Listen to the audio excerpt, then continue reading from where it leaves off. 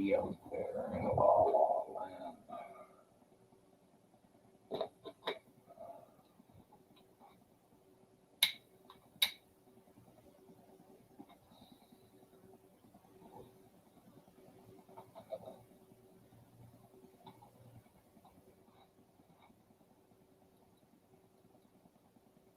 I'll go looking for something to talk about. Ooh, better not fucking be playing that.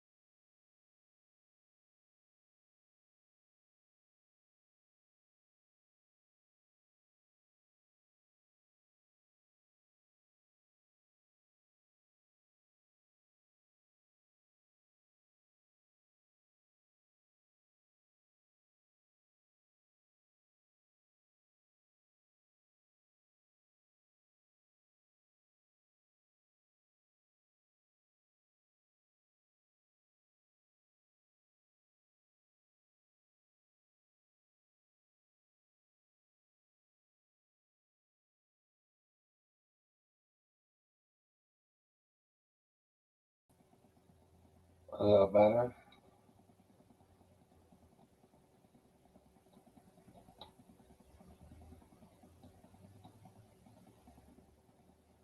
I accidentally clicked the wrong button. Not fucking blank now.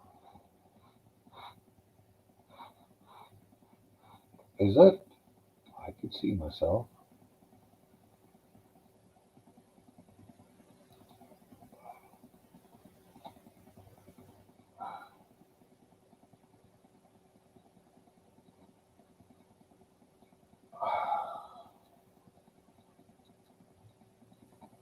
Oh, okay.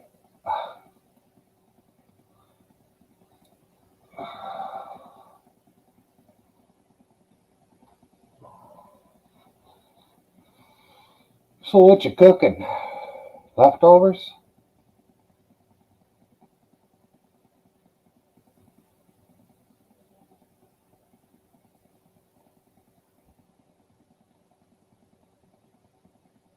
Like a nice big juicy steak with 2 pork chops for dessert.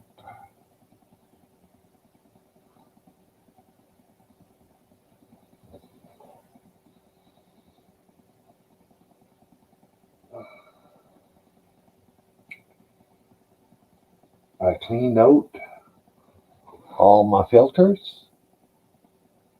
I got fucking near an ounce from this many filters.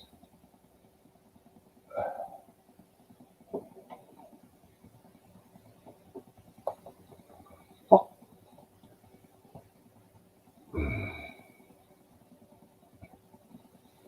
Touch one and they'll fucking fall.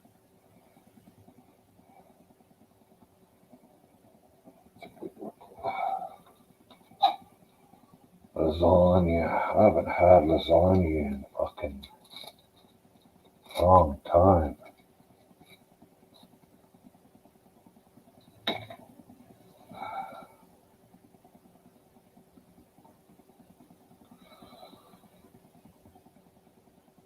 Is that the 4 cheese?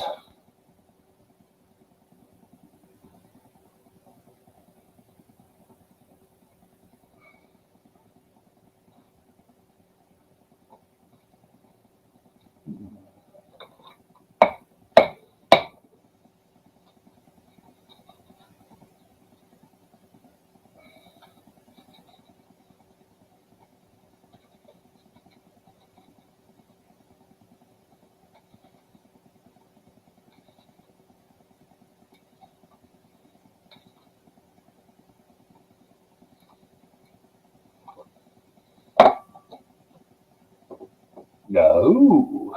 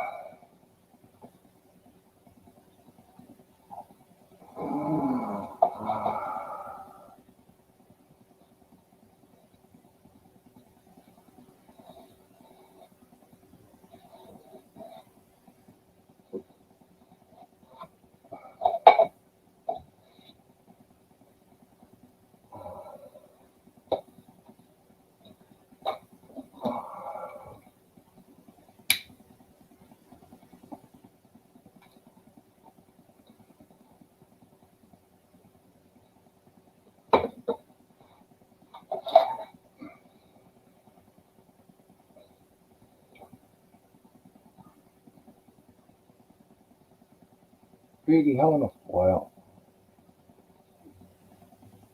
I was gonna say how in the fuck did I miss him, but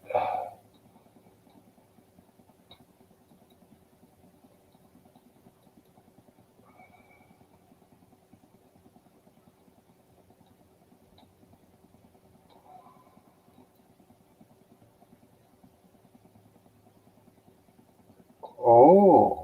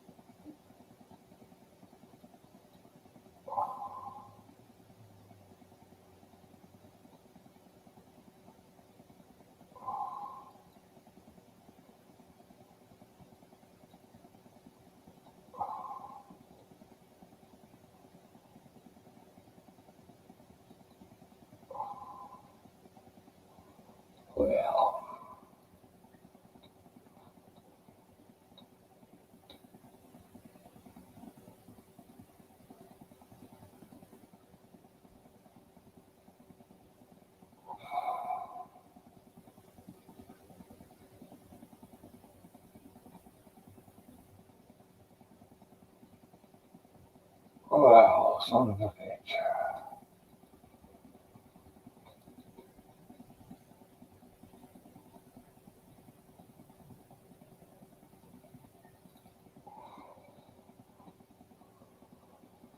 Yeah.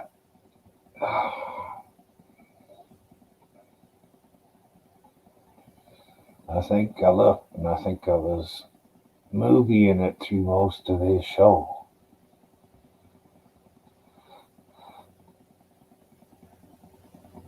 Because I woke up at 6 and I put movies on right after I got up and I watched 3 in a row.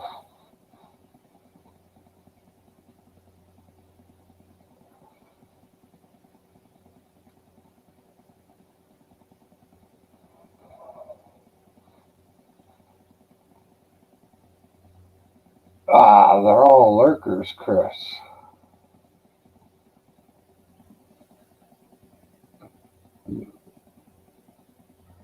Can't really argue with lurkers. At least I'm getting the view hours. Not that I really care about it.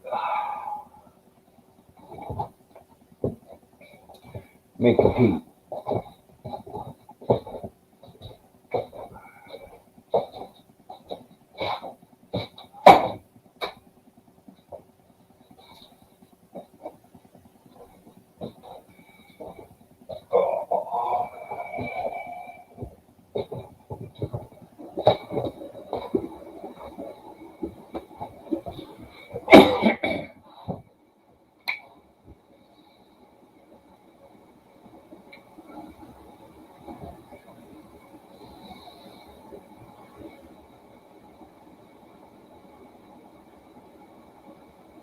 Well, Chris, seems you're the only one talking, you better turn that fucking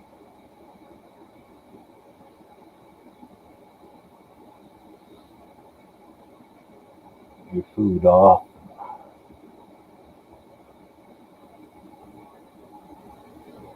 What? Don't look at me like that.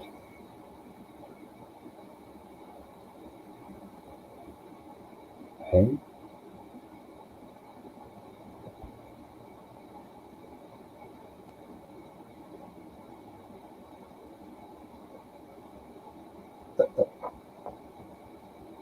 well, come here then. Come on.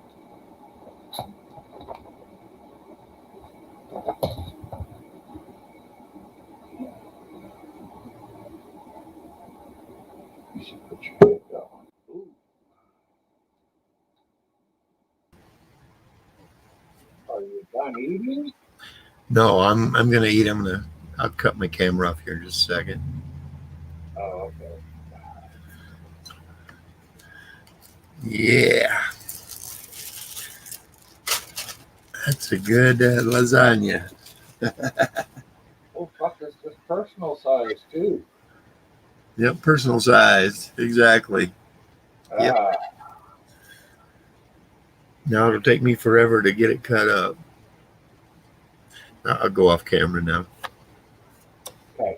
I don't want to let people watch me eat. Nah.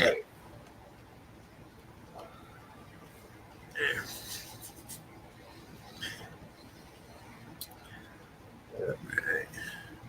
Like that. Some reason my damn audio's low. What's up with that? There's no problems with it. I can hear you good. Well, I'm wondering.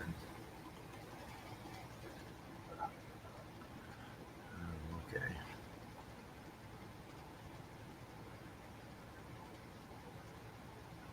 That's that notification or battery. I guess not. I guess it's all right.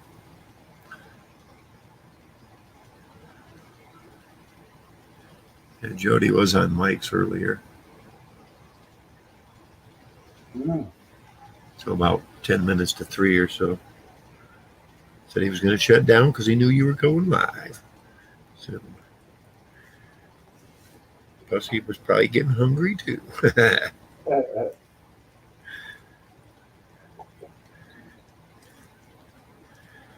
And Jody's doing much better. Glad to hear it.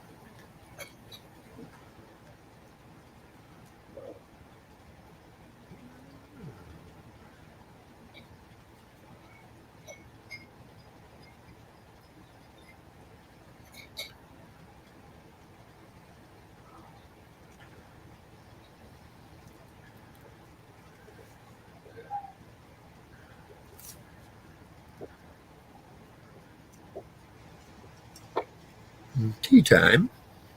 Yeah. Get me a cup of coffee after I finish my meal here. I don't care if it's midnight. I finish a meal, I gotta have a cup of coffee.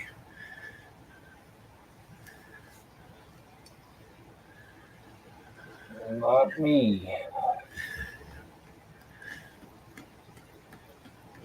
I've been a coffee drinker most of my life.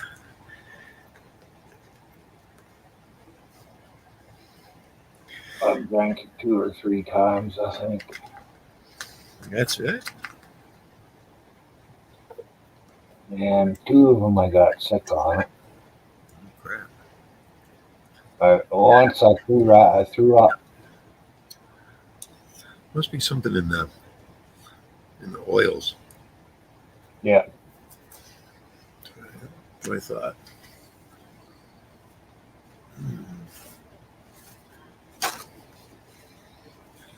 Then they have to put this back. Might be done.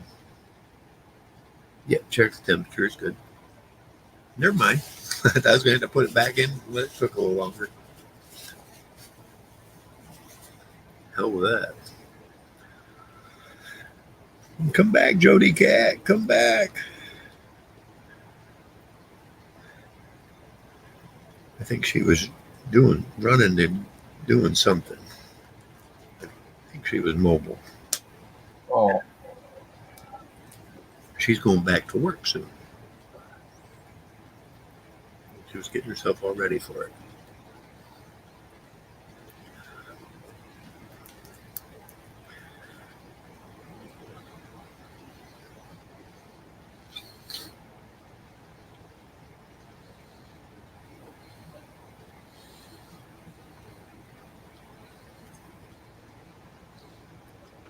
I'm going to find a way to package burnt cheese. So I think there's a market for it.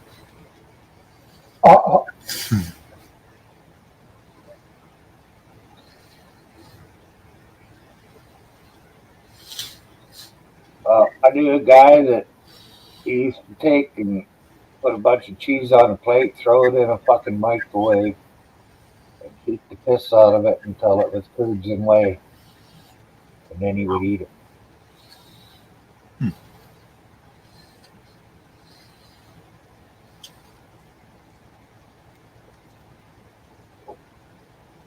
Well, I can't say I haven't had my share of White Boy grilled cheese sandwiches out of a microwave.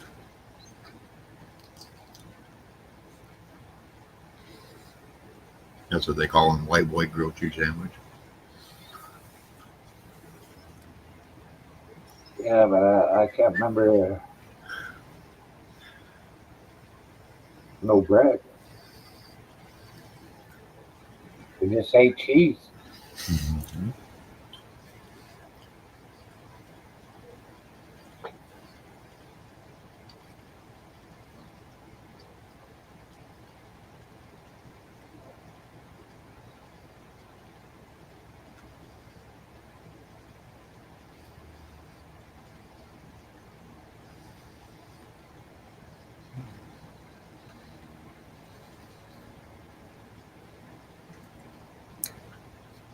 Yeah, Sundays I'll have breakfast and I'll wait till I feel really, really hungry to eat again.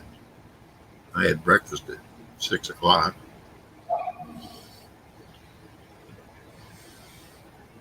Yeah.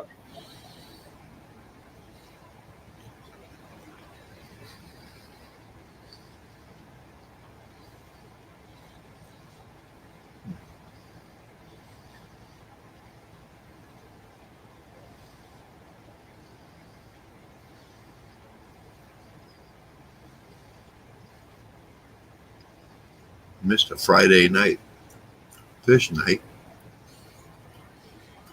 I'd like to find an all you can eat. Besides Long John Silver's, you know what I mean? Yeah. Not that Long John Silver's is bad or anything, but I'd rather go to like a VFW or even some bars or even a local little restaurant for Friday night fish.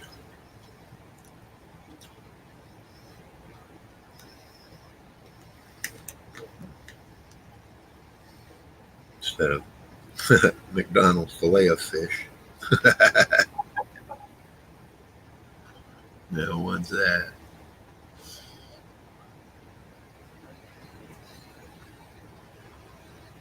Been a long time since I ate fillet of fish. Me too. I've had Burger King fish, but you bite into it and you look, and it looks like fish inside where there's fish, you know, Yeah.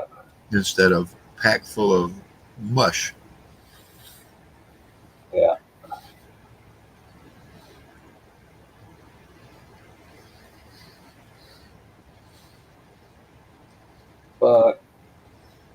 fish I found are pretty mushy, and there's fuck all you can do about it. Right. But they also taste pretty good. Yep. Can't deny that.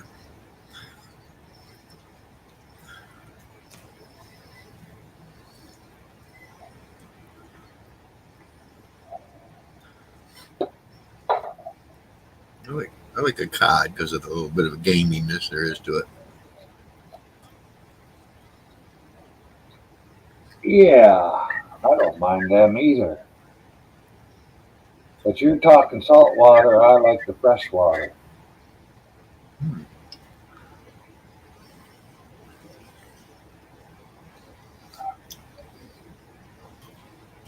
Freshwater, I want a perch. Perch is good for freshwater. Got just enough gaminess to it. Wow. I like perch, but I also like peckerel. Yeah, I don't think I've ever had that. If you can get the water cold enough, I like jackfish too. But it's got to be out of cold water. Right.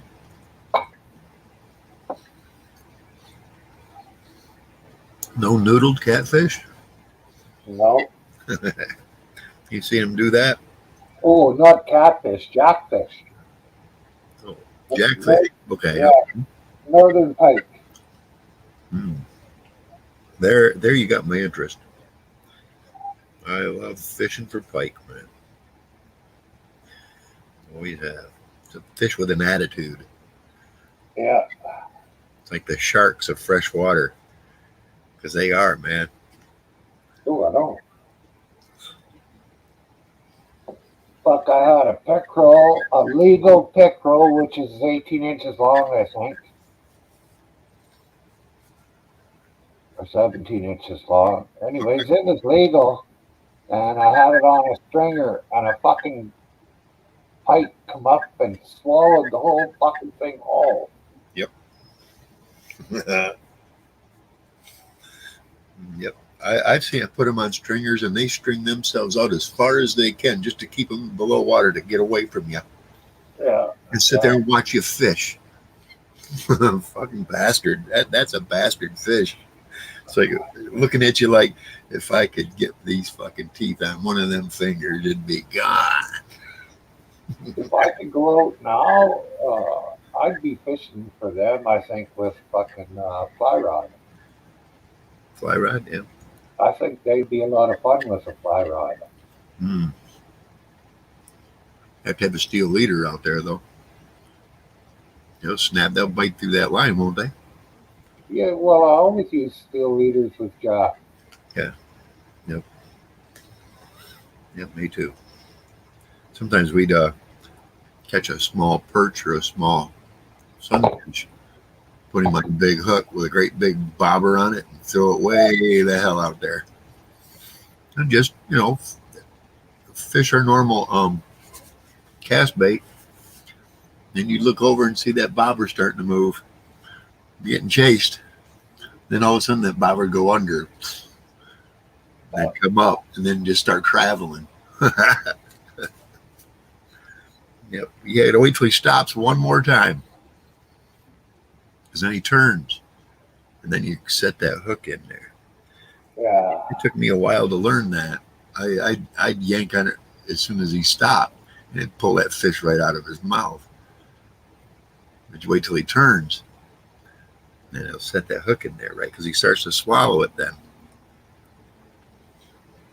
Look, I set the hook when they're running away.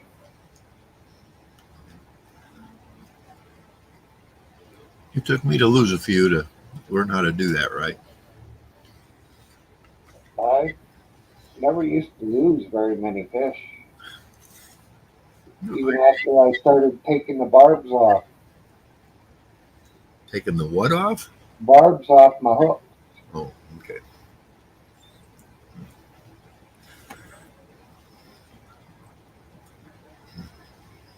I cut one out of my thumb, so I figured I might as well fucking take the barbs off, and then I could just pull them back out. Mm-hmm.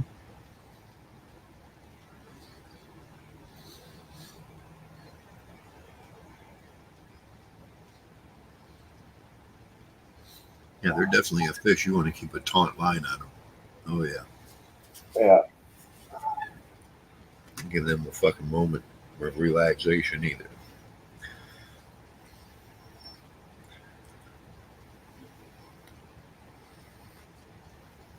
I caught a state record once in Indiana and couldn't claim it because I didn't have a fishing license.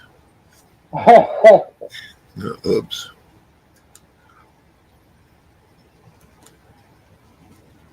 I forgot to get one. I honestly forgot. I caught it right by where I was working. Took it into work. And I gutted it outside and took it indoors and wrapped it in newspaper and put it in the refrigerator at work. Took it home after work.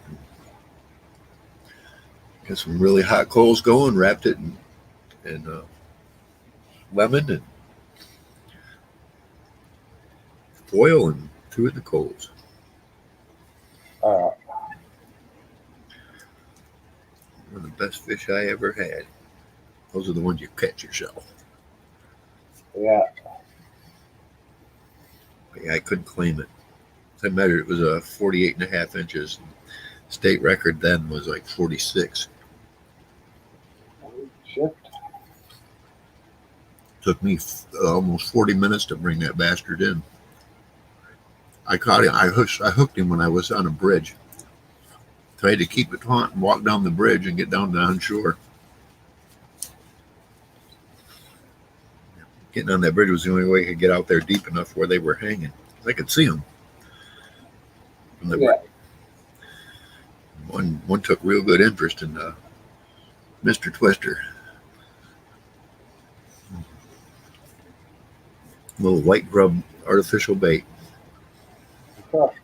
He was happy. So was I. Almost 40 minutes later. So I don't want to break my line.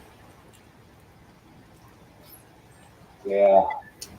And believe you me, as soon as I could get him up close enough on shore, I got out there and put my fucking foot on him. He wasn't going nowhere.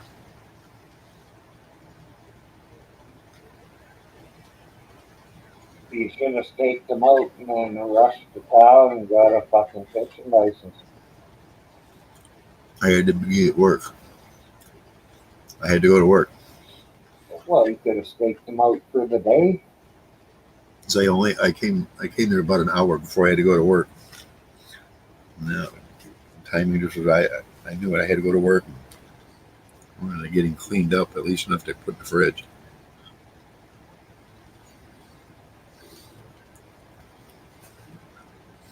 And the shop was right there at the edge of the river, so Oh yeah. it worked out real nice as I got him out and put throw the waste in the river. Yeah.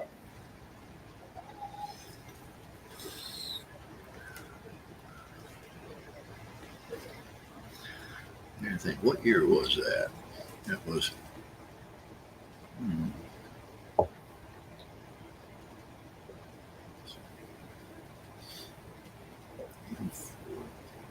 85.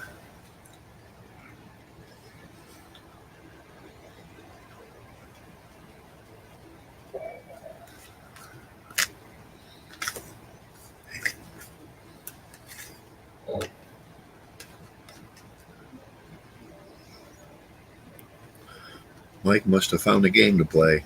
Said he was bored.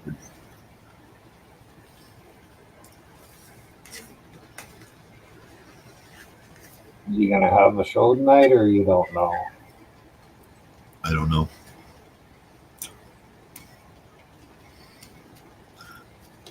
I don't think he was sure either.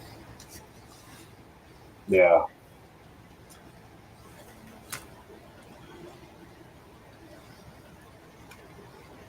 No, I hope Melvin's okay. Why? What happened to him? No, just hoping he's okay. Nothing Oh, in particular, just he's a man that lives in pain. yeah. I hope you're okay because I know you're a man that lives in pain too.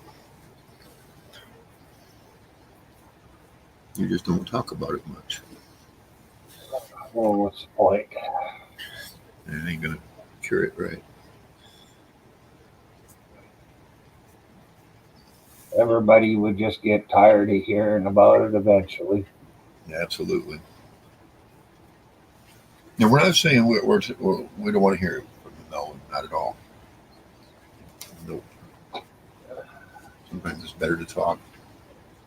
Yeah. Well, for Melvin, it is for sure. But he has odd sleep schedule, so he might be sleeping right now. I'll be right back. I'll be right back. I got to take care of. Yeah. It'll only take me a minute. Yeah.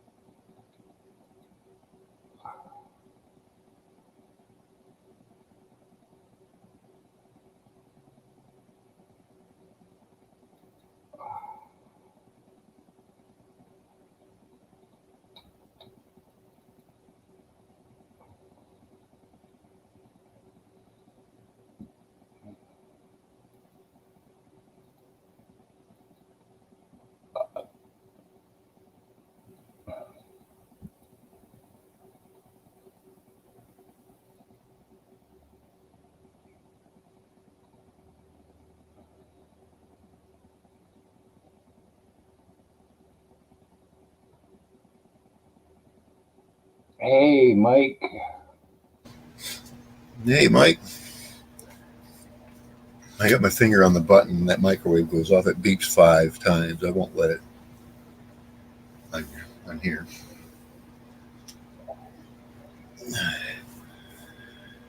Oh, yeah. Got to have that cup of coffee, you know. Yeah.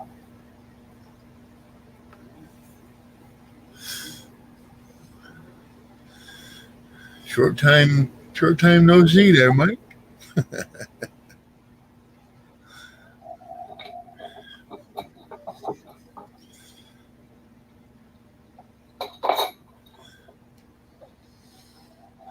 Red Rover, said Mike on over. You guys ever play that? Yeah. Yeah. When I was real young. Yeah, exactly.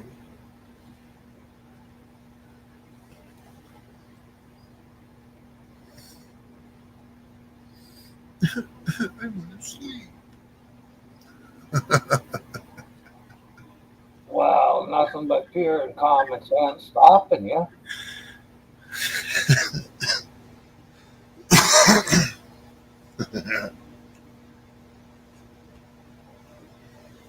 Tomorrow's Monday. If you sleep now, you won't be able to sleep tonight. Which means you'll be really fucking tired when you get up to go to the vampires in the morning.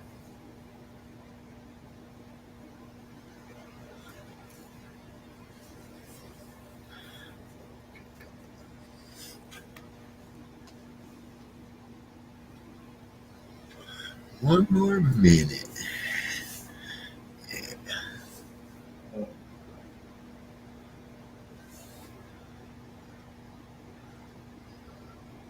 That's what happens when you smoke all that dope.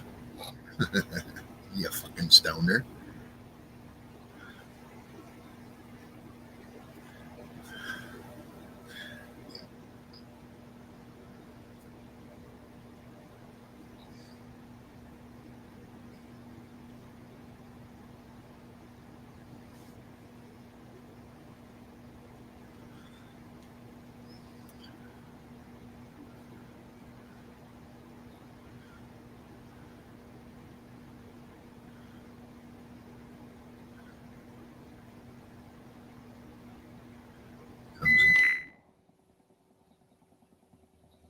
Hmm.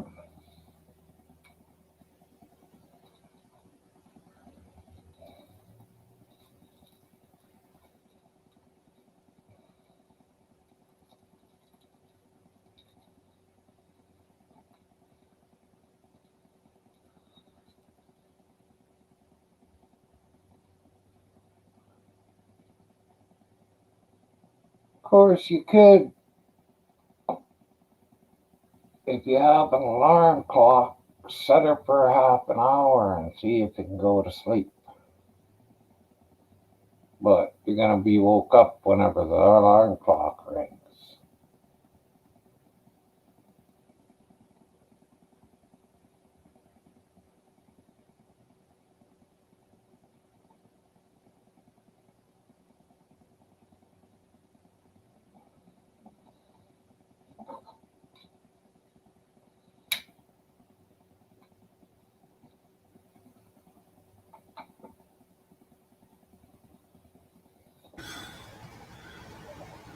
All right. That's that.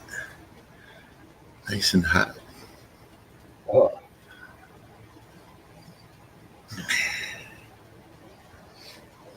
Yeah, start training yourself to take naps. You're getting older, Mike. Ah. if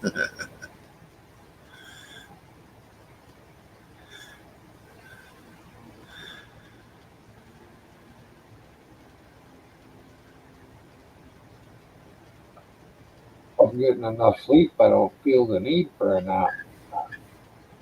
Right.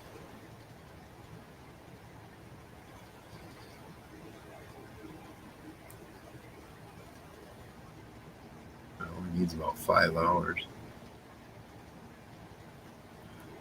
I got eight last night. Nice. You must have needed it, like you said. Uh, well, I can sleep 9 or 10 if I really need it.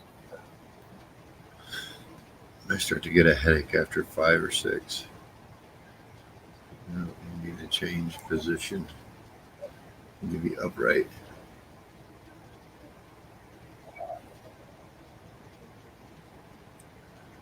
We got big flakes here. Have been for a while. Oh, sun is out here. It's gonna get a dealer on his way here in a little while. It's always good to know, huh? Uh, He said, I won't be around the 3rd. Okay. What do you need? Okay. En route.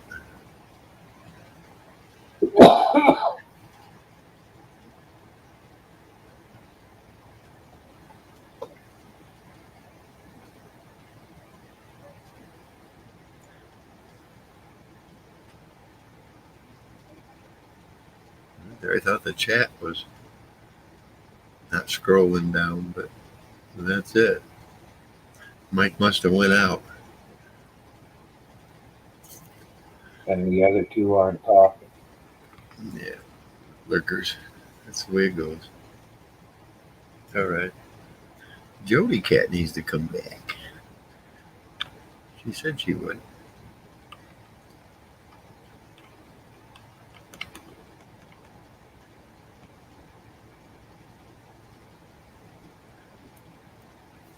Oh, that's right. She wasn't mobile. She was at home cooking.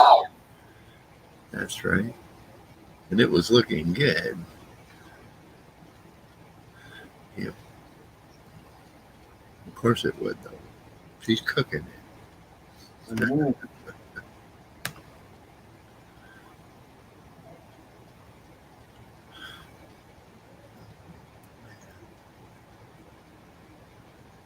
Hmm.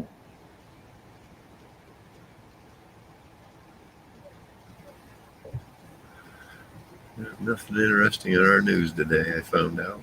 Again. Yeah, I scanned through Yahoo News and it's just fucking junk. Yep. That's what I look at it like.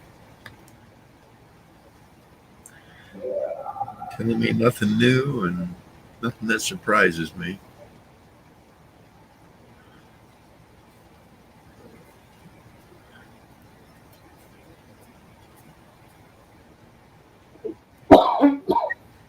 When they talk, everybody should have silver and gold. Yeah, right. Cobalt.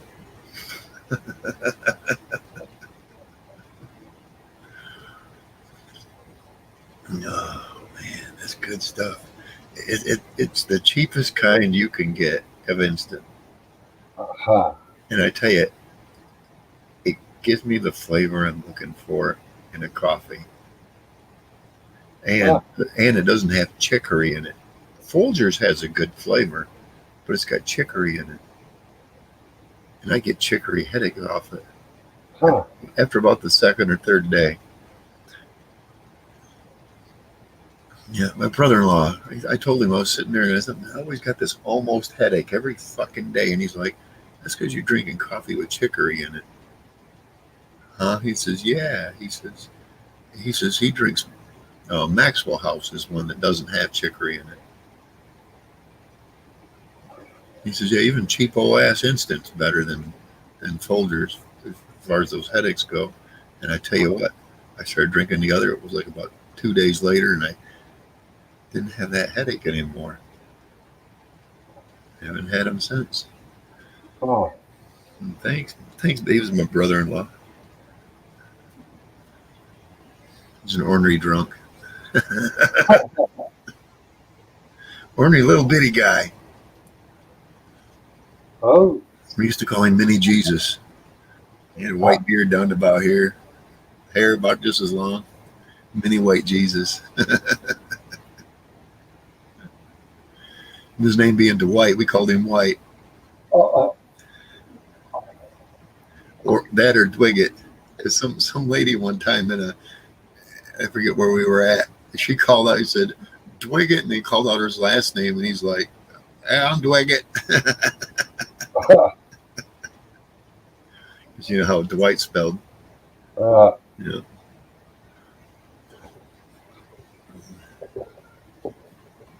Yeah, it was probably a Karen that called him, huh? Yep.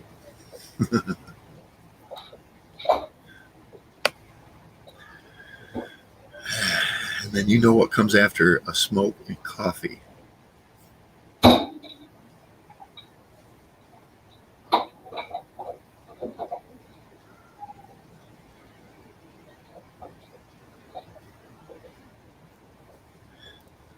Let me see if I can pull it out of the sky here. Yeah, here we go.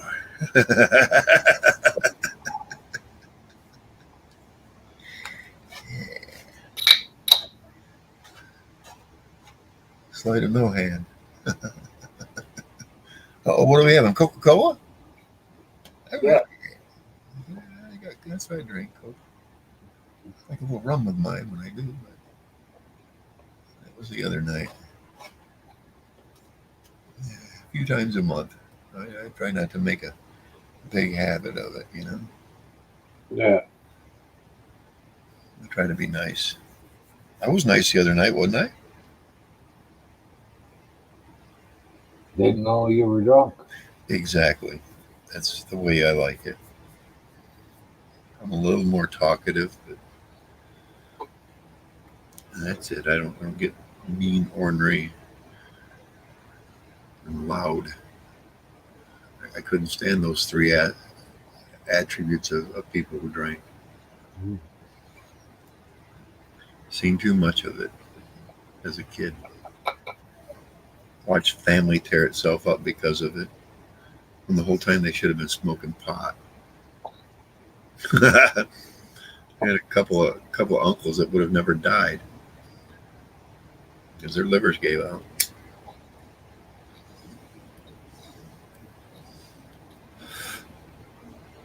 See, both sides of my family drank a lot. My grandfather and my dad's side did. My dad did. My mom, off and on. My mom was the kind of person that would slow drink a beer. You know what I mean? real slow and let you down 3 or 4 of them, and then claim she outdrank you. Well, yeah, you hurried up and got there. She was taking her time. Yep.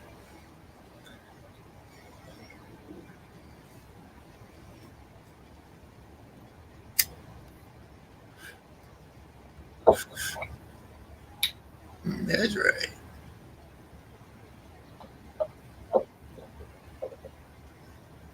Guy with more than 1 3/4 pound of a pot.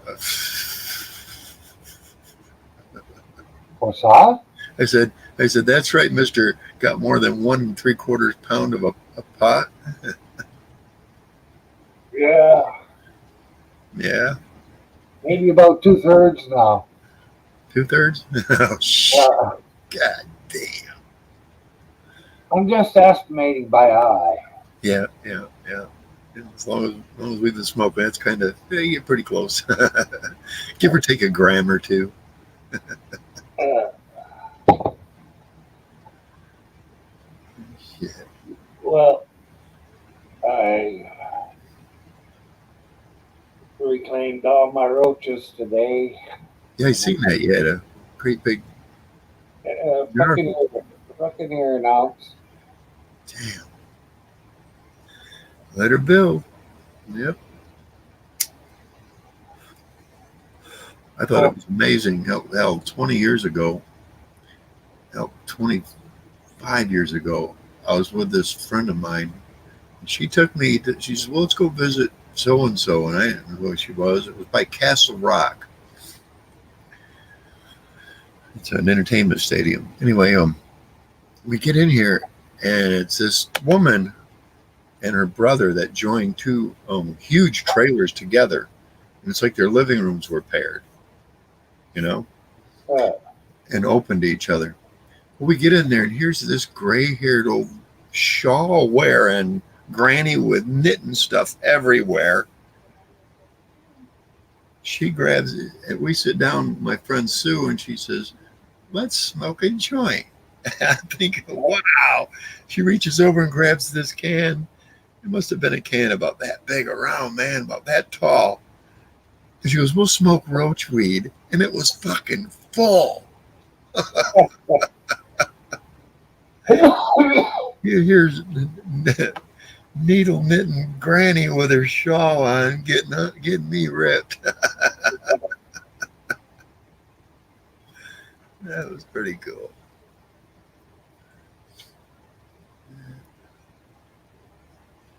One time, I was at the entertainment when I worked at an entertainment stadium as a teenager. In between bands, the lights come on, and I just happened to glance up, and here's Grandma and Grandpa. Time, he had to have been at least 80, beard down to almost his waist, and Grandma too. Her hair was past her waist, all white, and him in a bandana, and they're passing a joint between the 2 of them. It was so fucking cool, man. It was like those were original people that were probably at Woodstock. You know what I'm saying? yeah. And they were old probably then. Yeah.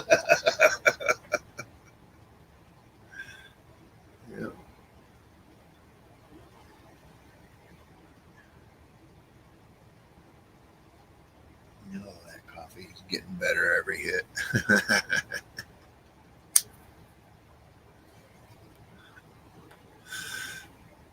I see 3 in chat. Show your reveal yourselves. One just left. Oh, I'm sorry. Shouldn't have pointed at him. I'm sorry. Come back. Yeah. Yeah, you gotta have fun with it. Gotta even check to see if I got a thumbs down today. No, Yeah. highly disappointing. I see the sunshine in there. Yeah. Not here.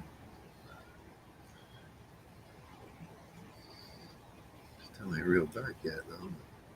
It's kind of There, it's 41. Feels like 36. take me a minute to get there.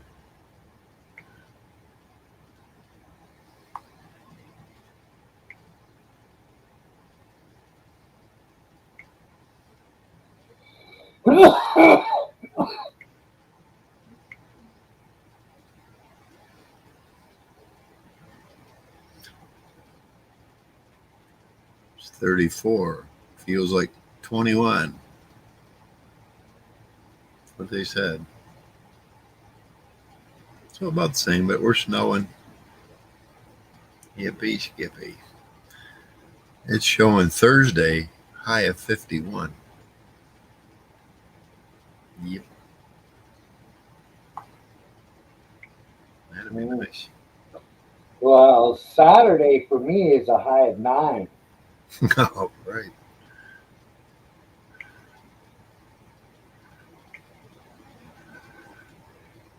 But it's all above 0. Right.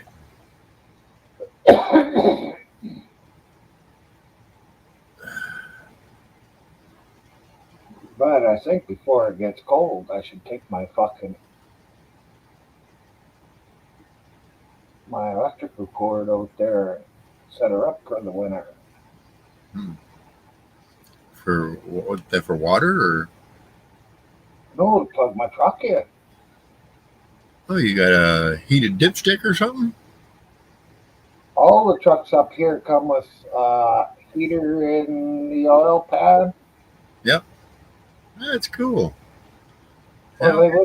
they wouldn't start unless you had some kind of heater after 20 below Fahrenheit. I don't know what that is in Celsius, or 20 below Celsius. I don't know what it is in Fahrenheit, but Right. around in there, close around in there, probably 25 Fahrenheit. Anyways, when it gets that cold, there's not even a click really. It just don't fucking do anything. No. But if you keep it plugged in, it's just boom, no matter how cold. Nice. So I can plug it out there and then just leave it unplugged here outside the door, and then when I want to plug it in, just for about 4 hours it takes really to warm up the motor. Right. Wow.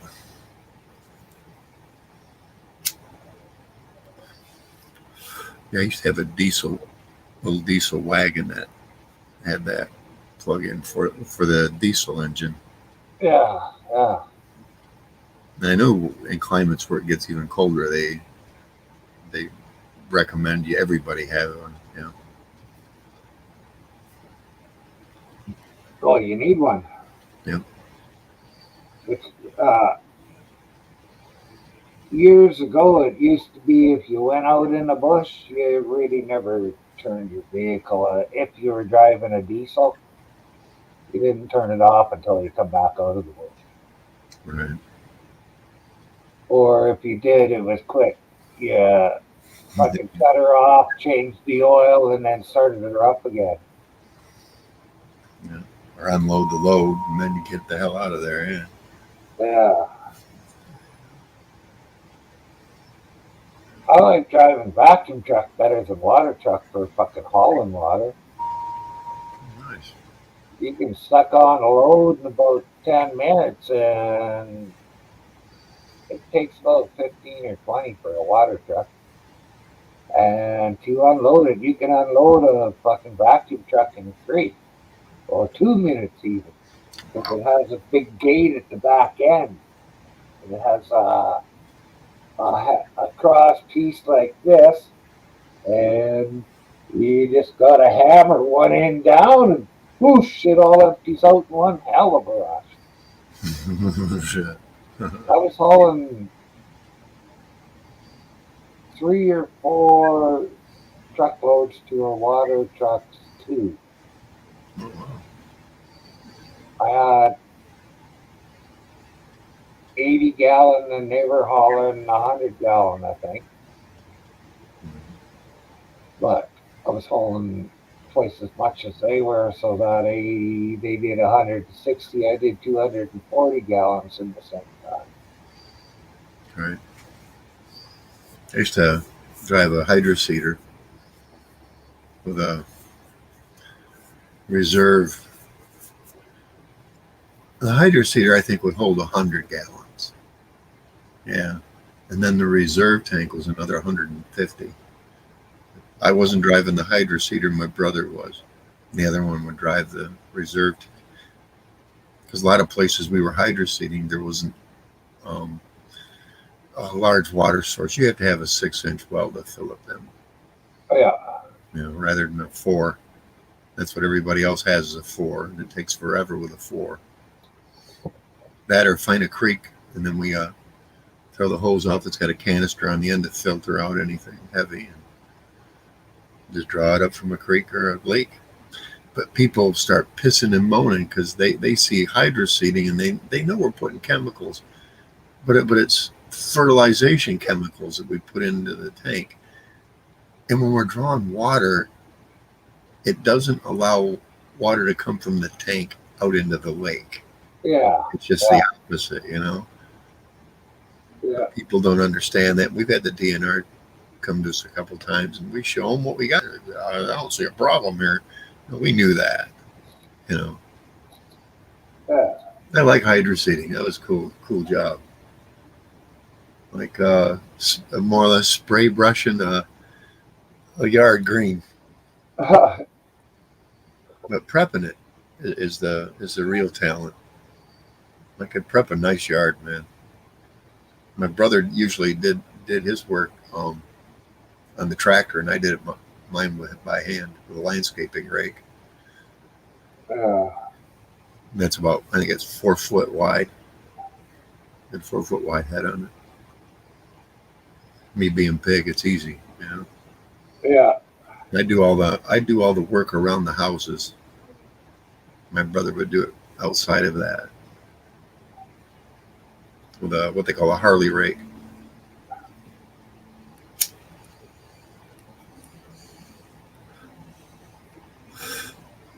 I'm gonna go through it, find any rocks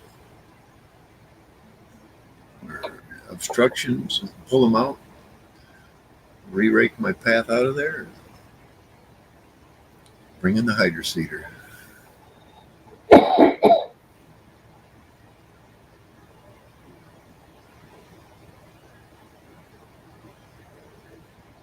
We'd also put this stuff. It's called tack. And what it does is it just makes everything sticky. We put tack in the tank along with it's ground up newspaper basically, but it's like a green color. And you kind of shred it, come in a bale. We'd have to break it up, put it in the tank, and then there's a stir in there, a spiral stir at the bottom. It would grind it all up into the water, and so you could spray it out. Quite a process, man.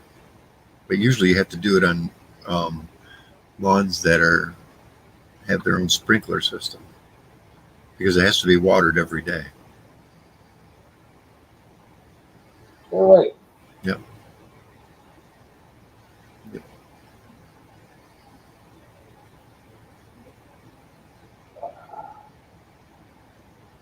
It wouldn't work in this neighborhood.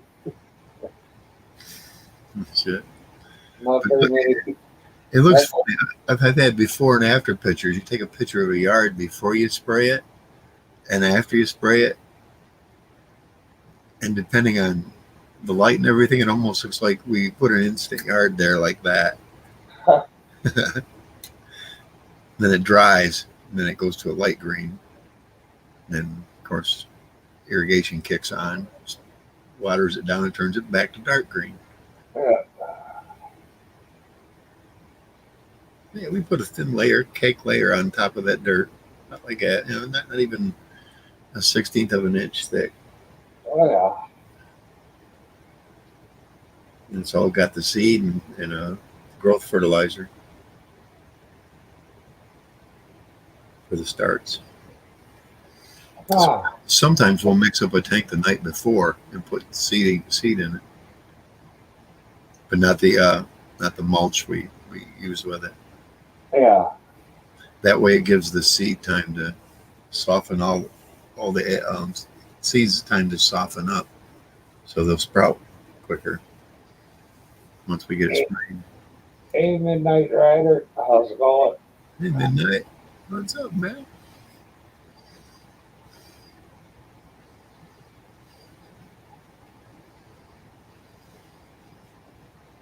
Yeah, I've never seen anything like that done up here, really. Yeah, there'd be no need for it, dude. You don't want people to have all these lush green lawns. It doesn't make any sense being in that kind of environment.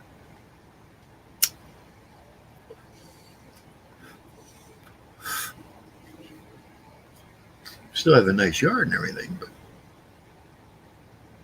some of these people invest $1,000 a year in it and then pay more than that to have it mowed. It's wild just to have a green lawn. I probably paid $150 this year. It's a cheap year for lawn mowing for me. Right?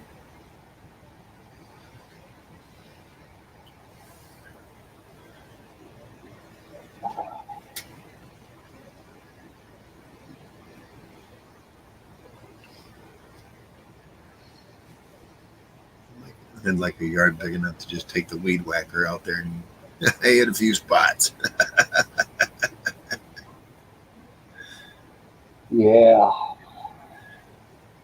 But can't get lawns that small.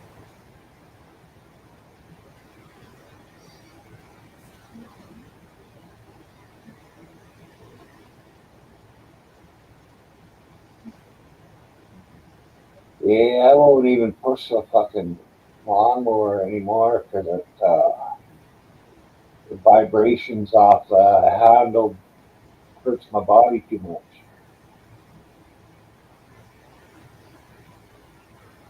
Oh, a farmer in Texas got dogs out chasing his cattle.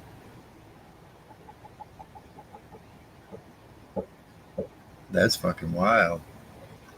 Ain't never seen that. That's Texas. Yeah, well, Australia, they use helicopters. Yep.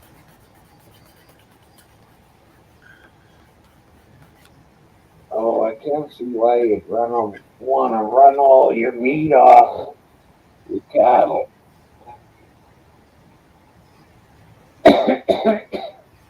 Right on, midnight. Right on.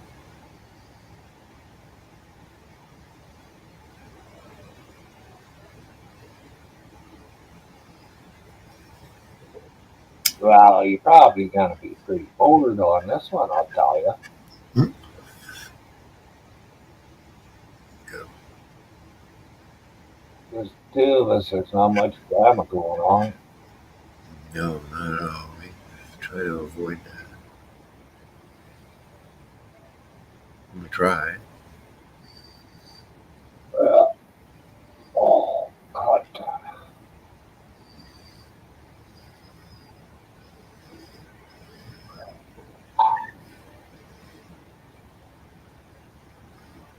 In the words of that famous poet, Kevin Bloody Wilson, it's an absolute cunt of a day.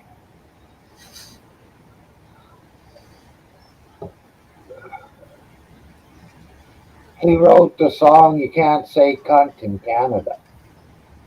Oh shit. Have you heard that one? No. Want to?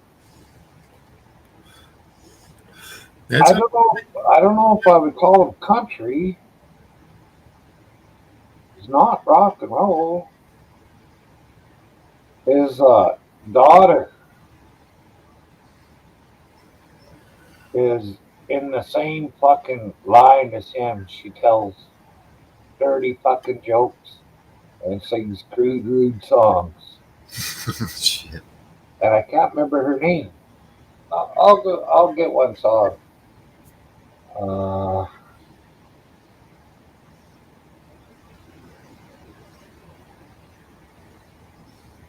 Cocksucking. I forgot who I was going to look for.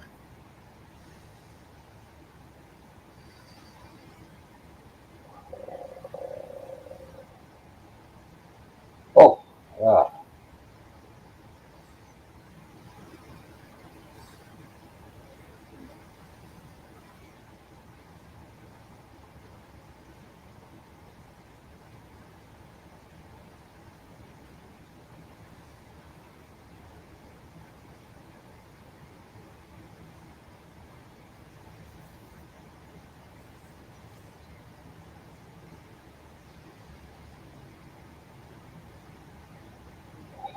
There it is, finally. Canada. The fuck, that'd be a great title for a song. You can't say cunt in Canada. The fuck, that'd be a great title for a song. So my very first time into Canada, I walked out and I started with this song. Oh, you can't say cunt in Canada. Saying cunt's not very nice at all. No, you can't say cunt in Canada. So I asked if she was what they called it. And they said much means quint, what little flower, quint, tunnel of love. No, you can't say cunt in Canada. Unless you say it with a Melbourne tongue. And you can't say cunt in Canada. No, you can't say cunt in Canada. So I thought I'd better ask the guys. No, you can't say cunt in Canada. Why wasn't I surprised? When they said gas, pussy, food, tang, beef, curtain, burger, gateway to her guts.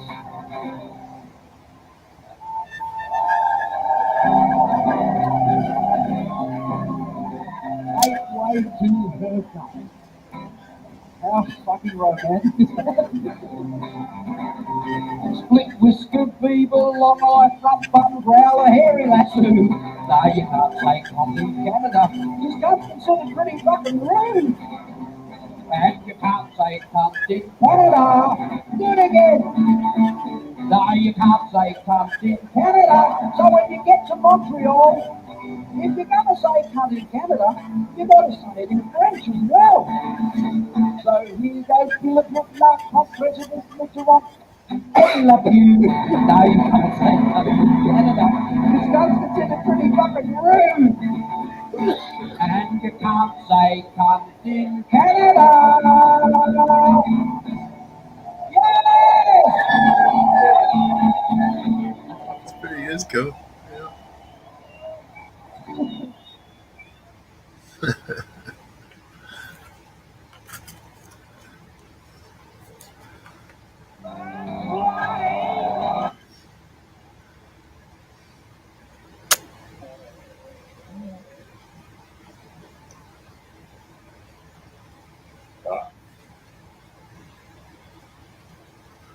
Nice day to play this one.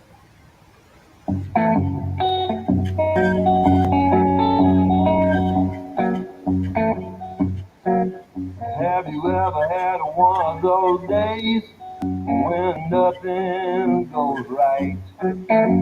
Your wife starts bitching about whatever it was she was bitching about last night. So you escape into the bathroom just to sit there on your phone. But after you finish your business, the toilet paper's gone. It's a great day for me to whoop somebody's ass. It's a bad day, so you better get off of my back. You might get cold cocky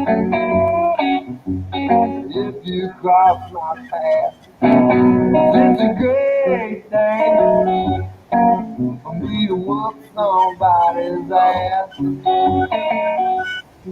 Well, I was running late for work, so I poured me some coffee to go. Just before I had a flat tire, I spilled it all over my clothes. When the highway patrolman pulled up, I thought the help was on the way. When he saw that tattoo in my hand, he shot me with pepper spray. Well, it's a great thing for me to whoop somebody's ass. It's a bad thing, so you better get off of my back. You might get cold cotton if you cross my path. It's a great thing for me to whoop somebody's ass. When I finally made it to work, I was 15 minutes late. I told my boss about the flat tire, but he fired me anyway. So here I am in the parking lot, just waiting by his call, man. I'm gonna give him a goodbye present that he never will forget. It's a great thing for me to whoop somebody's ass. It's a bad thing, so you better get off of my back. You might get cold cocked if you cross my path. It's a great thing for me to whoop somebody's ass. I had to sing it with my eyes closed to hide my shame. I've heard that one before. You Yeah. heard it before? Yep. I thought so. I probably played it before. But I like it. Oh, I get it. I like him actually. He is a really good storyteller. That's Paul Thorne. He fought Roberto Duran Oh, shit. before he was a singer. Yeah, got his ass kicked. In the 6th round, he said he just couldn't even get up off the stool to go fight. Oh, shit. He said he was. I watched part of a interview with him today, and what the fuck did he say? Oh, he was an amateur when he got into that ring, although he'd won how many of her fights. He said Roberto Duran, he wasn't worried about nothing. He didn't feel any pressure in the ring to do anything, and he said, I was feeling all kinds of pressure, and it just got to me and I lost. But he is pretty funny. Oh, yeah. Dad was a preacher and his uncle was a pimp. Oh, shit. Both sides of the spectrum. Yeah. Yeah, and he's got songs about it. Like, I don't know, it wasn't a Sally Ann girl, but one of those kind of girls.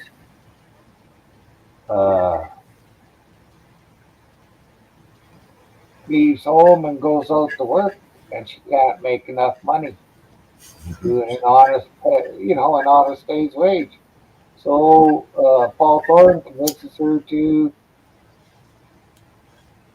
be a stripper on the weekends, and she wears something over her head so nobody can tell. I don't want to spoil the whole fucking song for you if you ever listen to it. Yeah. I don't blame you. And nothing else to do. What?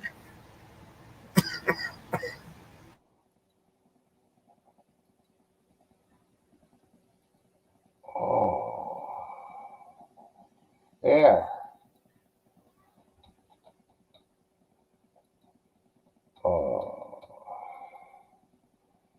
Oh, you're still coughing. Okay. I'm gonna play it. I had a request to sing this song right here. The song I sang the other night. It's about the girl that lived in the neighborhood I grew up in. Her family was all Jehovah's Witnesses. And before I go any further with the story, I do not have nothing against the Jehovah's Witnesses. God bless them all. They're wonderful people. Sometimes they're the only people that will talk to you. If you can't get the Jehovah's Witnesses to talk to you, you might want to shine up your focus spirit. Anyway, my good friend, when she left home at the age of 18, she got a job working at a convenience store, and she learned how hard it was to pay your bill on a minimum wage paycheck. So she came to my house one evening in tears. She said, "Paul, I can't pay my rent. I'm afraid I'm gonna have to move back in with mom and daddy. What can I do to make some extra money?" She and I sat down together and we brainstormed. And we decided the best way for her to earn some extra money would be to become a topless dancer on the weekend. And she did. And this song I'm about to sing, it tells her triumphant story. It tells her triumphant story of how she rose from rags to riches as Joni, the Jehovah Witness stripper. And usually when I sing this song, I play my kazoo. But I accidentally left my kazoo right up in the room. So I'm going to have to imitate a kazoo as I sing this song.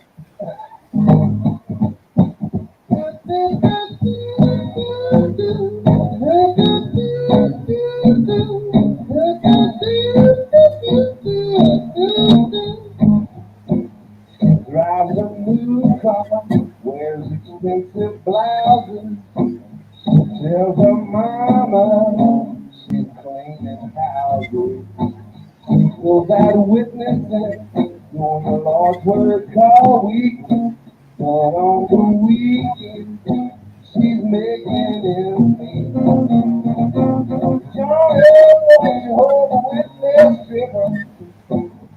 Put $8 in her G-string and she'll deliver. If her daddy only knew, he'd probably kill her. John is the Jehovah Witness giver.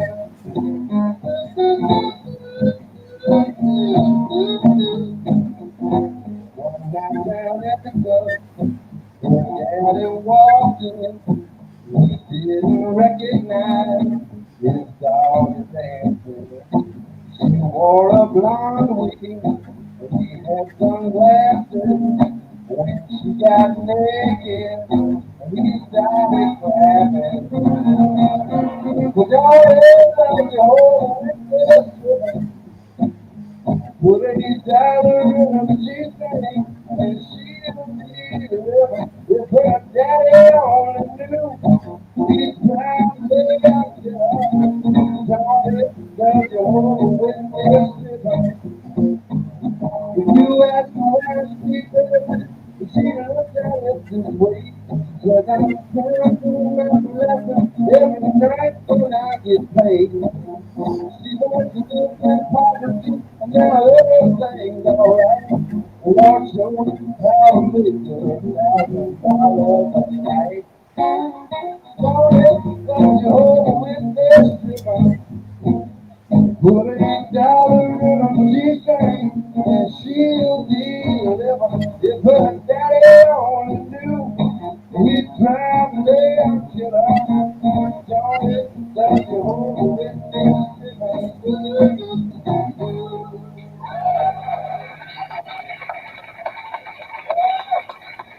Yeah, that's pretty good, man. Yeah, Music part of it all. he's a pretty good entertainer. Yep. Because his stories about all, like his stories about the next song he's gonna do are always pretty funny. I listened to a lot of old rhythm and blues. Yep.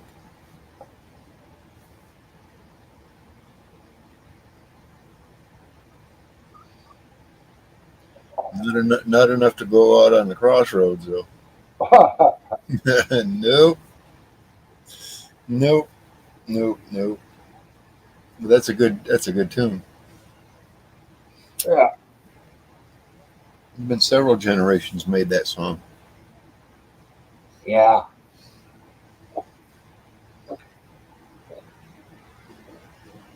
I swear to you, I met a guy once.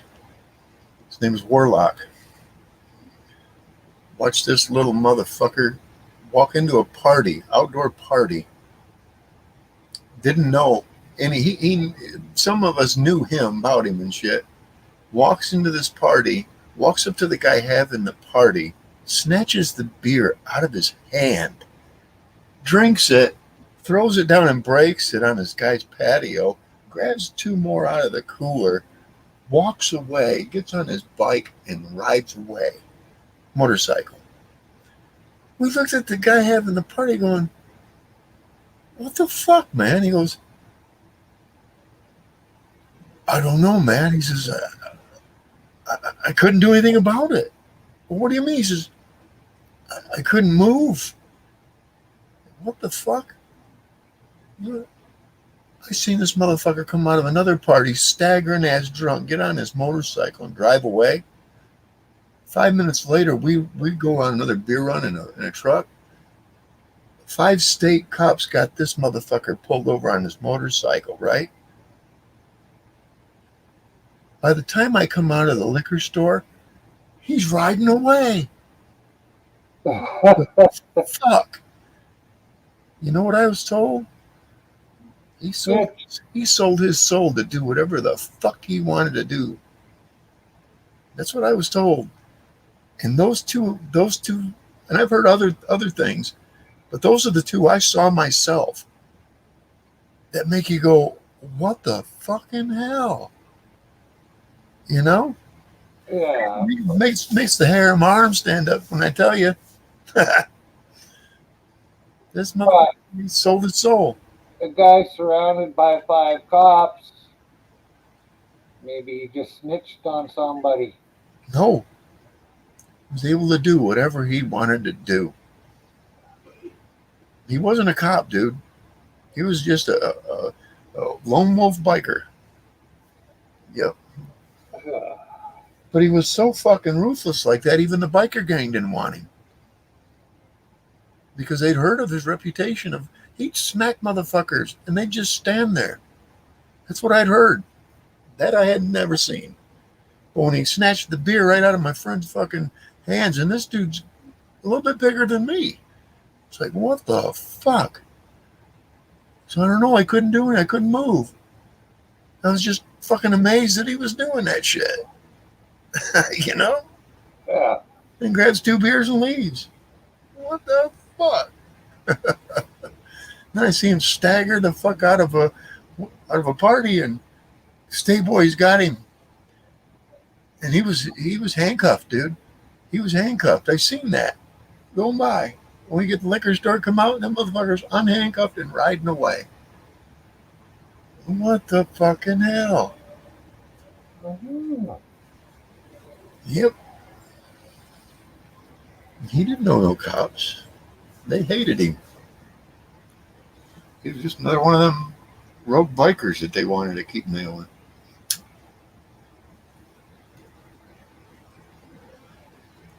You just had to know the hours to ride. That little group of fucking cops weren't out and about.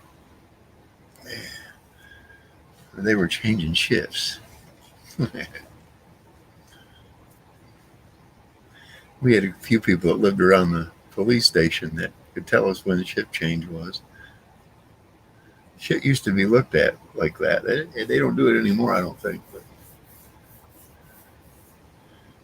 But when the parking lot fills up full of like ATF or outside agency cars, you had people that were watching the parking lots that close to watch what was coming and going. Yeah, a big bus is coming down, usually in the spring. Yep, traveling grand jury. Oh. Yep. So they haul in all the dealers. Half of them, traveling at a grand jury, you don't have a lawyer. No, they've already got all the evidence packed up against you. Uh-huh. That part of the trial comes later. They present it to you and tell you what they're going to do and give you. You're more or less fucked.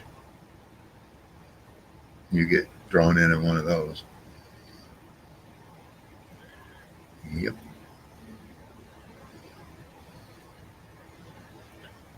That used to be when all the regular pot dealers, that weren't well connected would just get quarter pounds at a time and shit like that. They couldn't find any pot because they knew the fucking feds and shit were coming. Yep.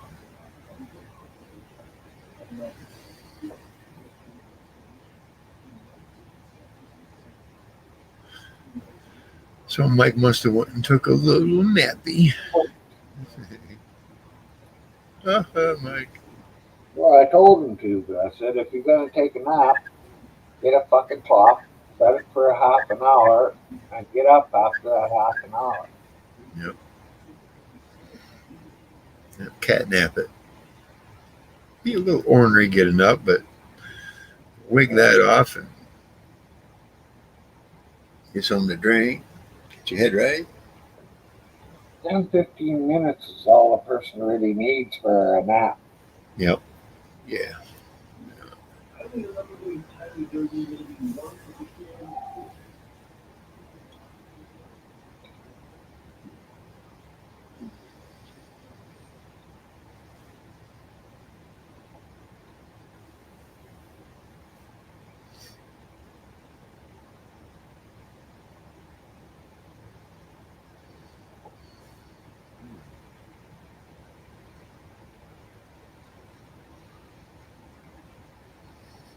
Yeah, it was about 50 minutes ago. 3:40. He said, true.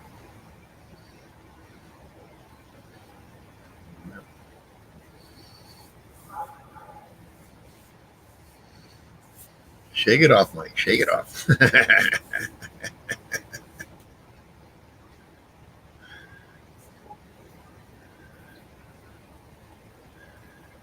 Sometimes you gotta hit a joint. To take that uneasiness out of you.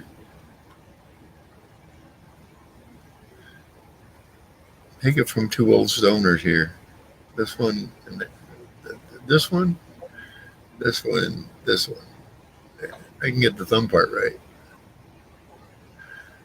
I got it right. Yeah, what he said. I can't get the thumb right.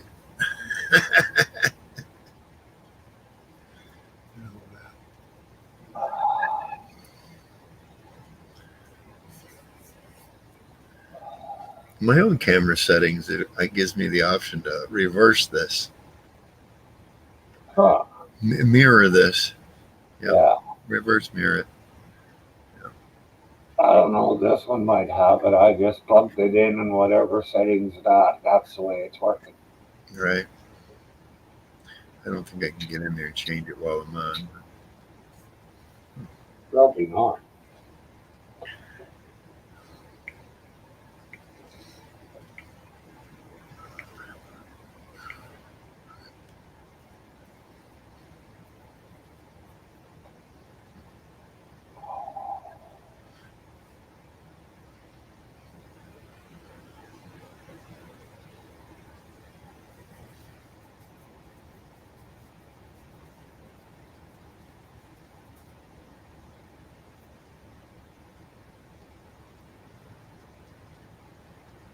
Yep.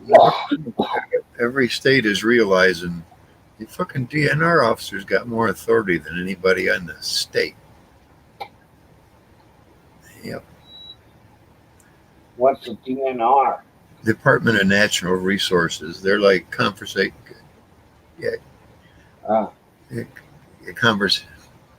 the word? What's the word I'm looking for? Conservation officers. Right. That's the word.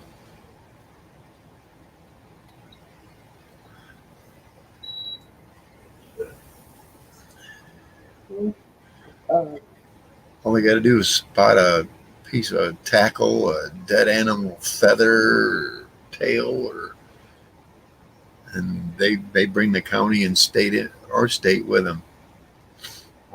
Say, some bird was flying over and that one fucking feather fell off that bird. Yep, they don't. Unless you got two feathers, you got nothing. No, it gives them a visual confirmation that some kind of animal may have been killed there, and they can go there. Yep. Yeah. That a bitch. I don't know if they got that much power here. I know they got a bit. They do here without a warrant. I know guys that were fucking with the one here because they moved over to BC, and then I got sent over there with some lumber and stuff for them. They were asking me if I'd seen the fucking conservation officer. And they knew him by name. Yep. Where I want to go live, it's like a side road that's got a gate on it that gets shut and locked. And then down that road is about 5 different places to live. And there's signs everywhere, no trespassing. And it says law enforcement, please call this number. So somebody might come open the gate for you, you know. It doesn't say that, but that's the impression it gives. It's like, yeah, you might get lucky, you might not. You might get a voicemail box. Yeah. See, everybody that lives down there is part of the militia. That's why I like the neighborhood. I'm not part of it, but I'll take being protected by them. Hell yeah. Yeah. I know what's down there. Yeah. Mm-hmm. Let everything go to fuck all, and guess what? Ain't nobody taking nothing from me. And I'll have lights. Yep. All I got to worry about is going to get gas. Plenty of people with 4-wheel drive everywhere around me up there. Look, I heard gas was supposed to drop by 10 cents a liter, which would be pretty much 5 cents a gallon. Oh, shit. Today. Today? Yeah. I heard that yesterday. I was reading on the news. I just saw it now.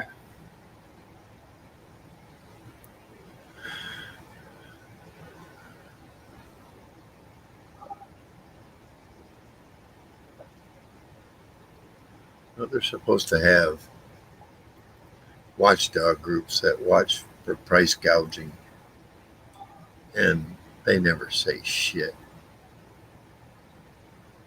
Yeah, because they should be, any one of them groups should be bitching right now because everybody's gouging. Yep.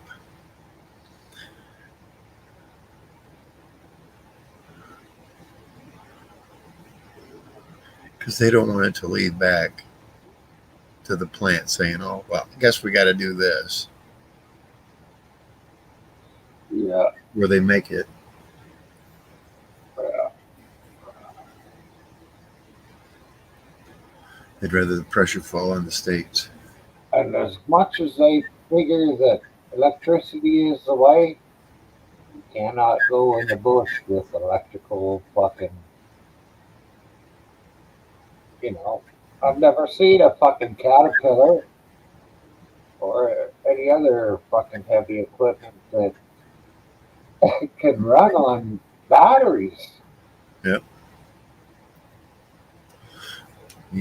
No, they want everybody to be batteried up. Yeah. Well, that way China can make trillions of dollars because they own 70% of all the cobalt which is used in those batteries. Huh. That's why. It's crazy. What a great big huge market can be created and manipulated like that. And now everybody must go green. So everybody must buy electric. You know what I tell them? Go charge up your fucking vibrator and shove it up your ass. I'll buy electric when they're down around 2,000 a fucking vehicle.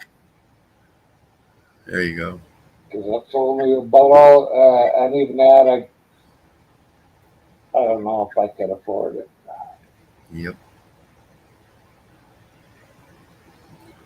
That's crazy, isn't it? Yeah,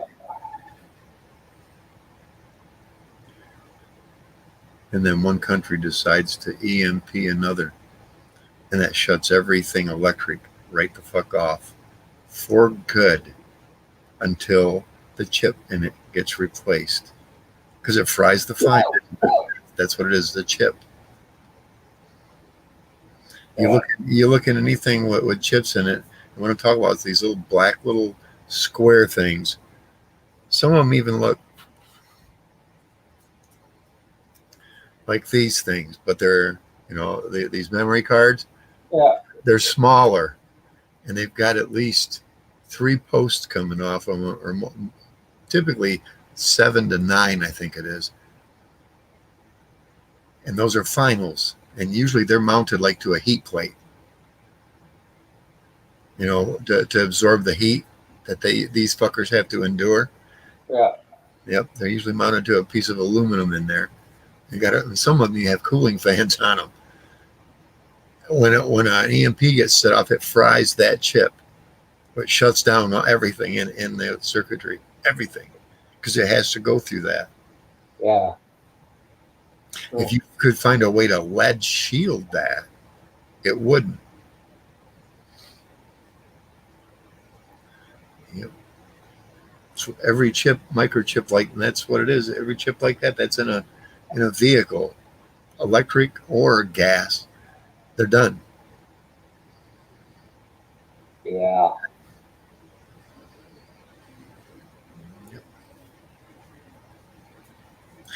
Everybody be riding a bicycle then.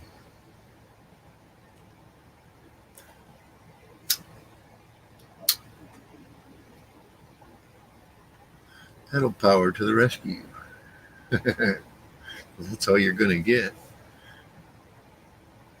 Unless you replace, you find an older model car without chip and you replace the solenoid with a brand new one that wasn't operating at the time that the EMP went through. You'd be back in business.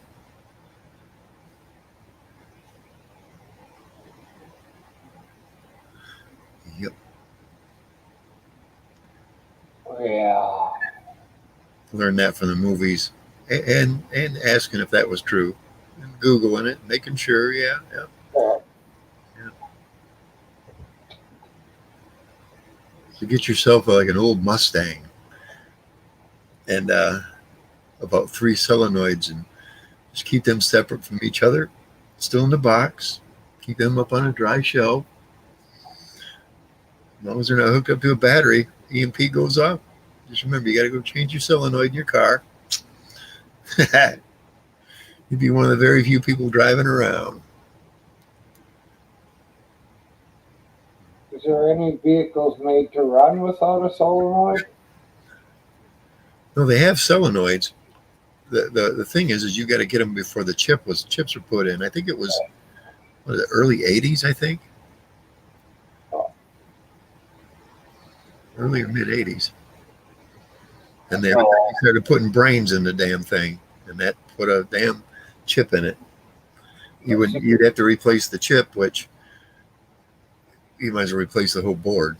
Yeah, the 60s and 70s were my vehicles anyways. Now, if you had whatever, it has a brain in it, if you had a spare one of those not hooked up to anything when an EMP went off, you'd be okay.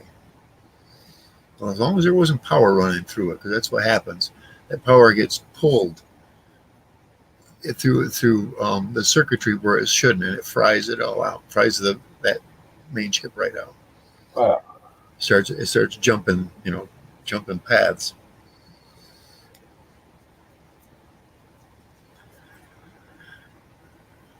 Get yourself a lead box. Or live so far underground. I forget how much. I think it's 18 feet of dirt you got to have between you and it. Might as well go 2 stories below ground. Hmm. That's 20 feet. So you want 10-foot ceiling, so go 30 feet. Yep. Good luck. Y'all reminded me when I got beat up. You got beat up. Yeah. Before they put those brains into the Mustang. Yep. My brother had a Mustang that didn't have them. I busted a window out of his car. Shit. We was teenagers. I have a friend who has one of those old Mustangs, and he's about a quarter mile from a boys' home, for boys that get in trouble and shit. He's had it stolen 3 times because you can hotwire them like that. No alarm system or anything, No lockout for the steering wheel, Yeah. Just undo the wiring underneath the dash and fire it up. That's something. What are you up to today, Midnight? Do what, sir? What are you up to? Nothing. Just playing Street War and listening to y'all All right. until y'all started mentioning about cars. That caused me to remember about a time when I got beat up by my brother for busting that window out. Shit. What are cousins good for, right? That was my brother. Well, your brother, what are they good for besides whooping your ass?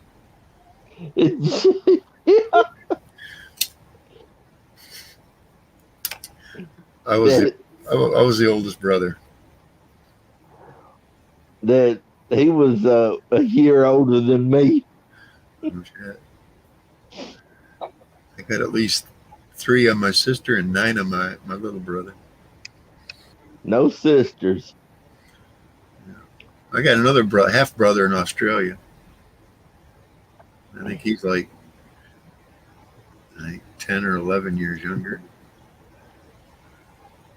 Somewhere in there.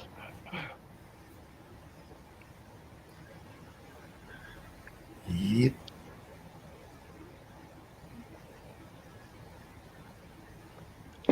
That right there, I won't forget that he tried to get Daddy to make me pay for having the window put back in. Oh shit. Daddy said that I can make him pay having another window put in, but how are you going to get his eye not to be black? See, don't take matters into your own hands. Yeah, you done socked him once for it. Yep, you should have just grabbed him by the collar and dragged him on home and said, "Hey, Daddy, guess what he's going to do?" No, you took the payment right there in his eye socket. Right. Right. Yeah, paid in full.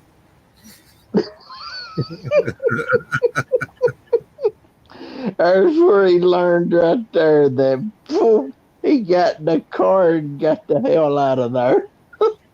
Spitting rocks, yep.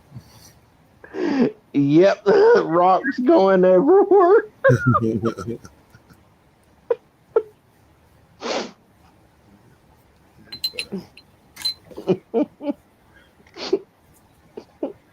Like I could see it happening, yep.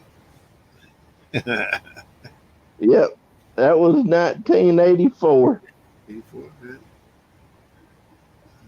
That's 23. Ah, Yeah. My dad died in '74, and I went over to a guy who I thought was a friend and wanted him to come over to my place, and he said no. So I left there. They said I was spitting rocks from 100 feet away, taking their house.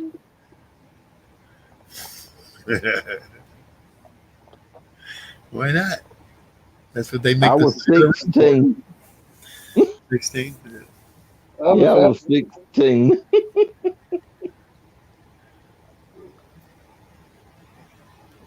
I thought that's what they made the side of the roads dirt for, so you could spit rocks at people that were trying to chase you. Yeah, after that, I learned my brother that of me got one of those ATVs that I went all up and down the roads. And a state trooper got me one time. Then a county got me another time. That was it. That I said, that I ain't getting on the road no more. Yep. That I went, I mean, miles and miles away from home. Yeah, there's a way to do some bar runs where I was an ATV. Yep. You can get 4 bars off this one trail on an ATV. Well, you can do it on a snowmobile too, which is nice. The state trooper asked me, how come I didn't try to get away? That said that I just went ahead and stopped, just like a regular car. See, I had no idea. Like, I did not know any such things as right there. If you trying to get away, that's tempted to elude. I see. That you'll get charged more. Right. Yeah, big time.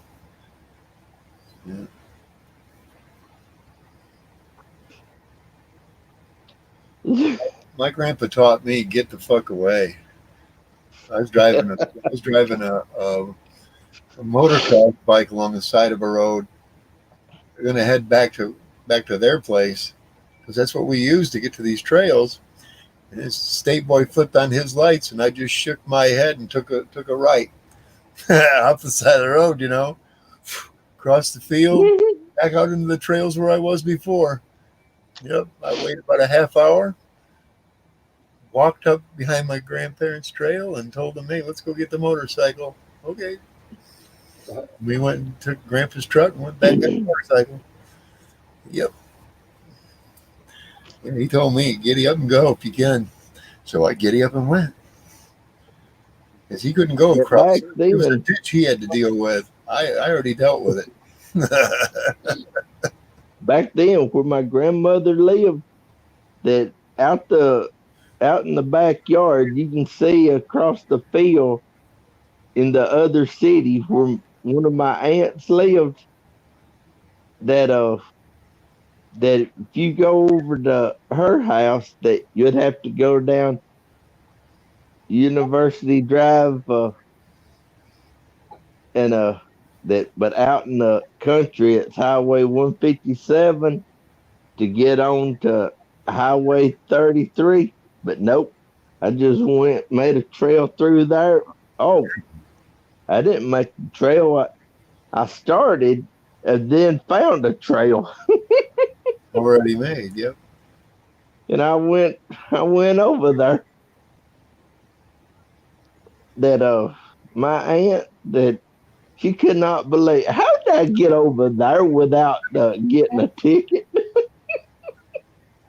I told her I come through the woods. Yep, like a crow flies.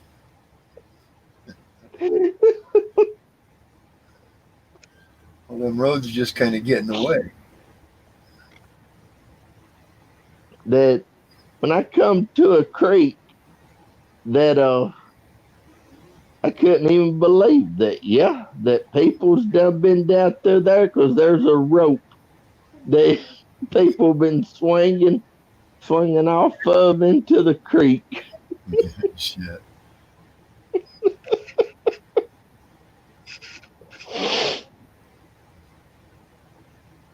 Up there at the old swimming hole. Yep.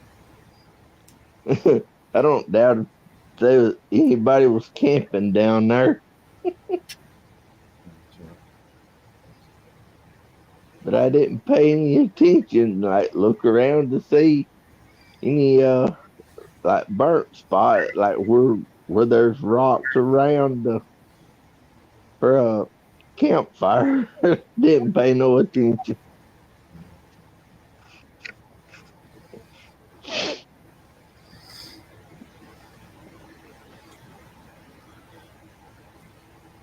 Some kids got to warm up after they've been swimming, though. Yeah.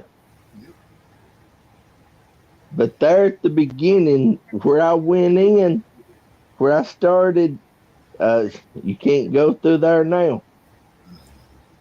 Unless you're in the vehicle, because it's done grewed up bars.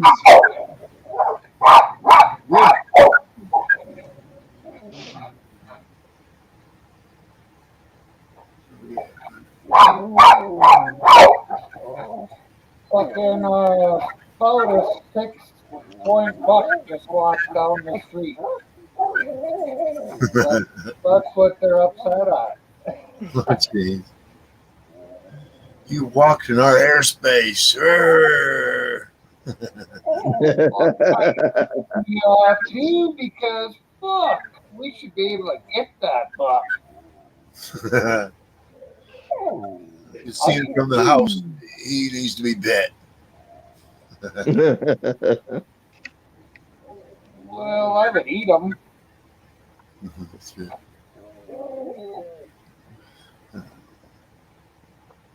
Now, back to the vehicles about the brains. That is a little piece that I was with a friend. He wasn't far away from his home. That the lights went dimmed first. And then the lights went out. He started to stop. I said, no, do not stop. Just keep going. That you can see like where the road is. Like we wasn't far away from a gas station where he could see the light from the big sign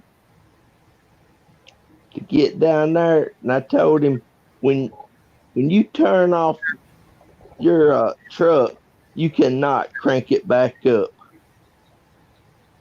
And right there, it was hard for him to believe me. Okay, we got to his grandmother's house trailer he was living in. Okay, and he turned it off, and right there tried to crank it back up. That's that. Told you. Shit. He's coming down this dirt road, and every time you come down this dirt road, yeah. At the bottom of it was this car pulled off to the side of the road. This guy gets out. He says, "Goddamn thing just quit on me." And my brother-in-law says, "Yeah, I've heard of that happen." And he says, didn't say anything to him. And he says, "What do you want for it?" He goes, "Well, I can get this fucking thing." He says, "I'll give you $1,000 for it." I don't even remember what kind of. I think it was a Monte at the time. Really nice car, man. My brother-in-law ended up getting more than double for it. This is why. He let the guy get away, and he said, "Watch this." He pops the trunk. Goes back there by the fender well. There's a little box back there. Do you know what that is? That's the relay. That's the rollover relay. If the car rolls over, it shuts the pump off. He back there and clicks it because it was chattering going down the road. Going down a road that had potholes. And what it did is it ended up tripping the relay on the fuel pump. The fuel pump wasn't working anymore. Yep. I think he got like $2,500 for it. I know he got more than double his money back. But yeah, there's a relay. I don't know if they still put them in there, but there's a Automatic relay. In case the car rolls over, it trips it so that fuel isn't pumping out, even if the engine wants to run. Yep. It's crazy.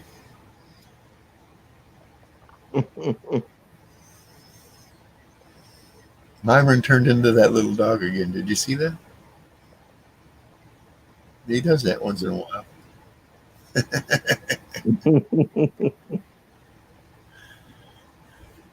He's just keeping an eye on us, making sure we're all right for Myron.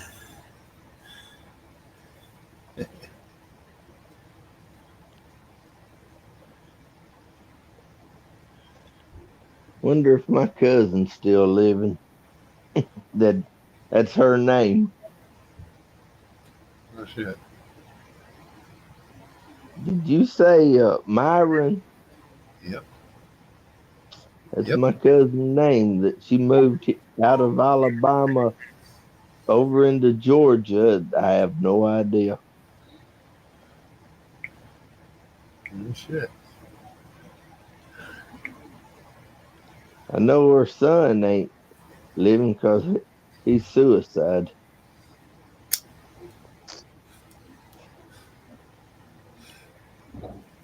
Yeah, all my cousins are north.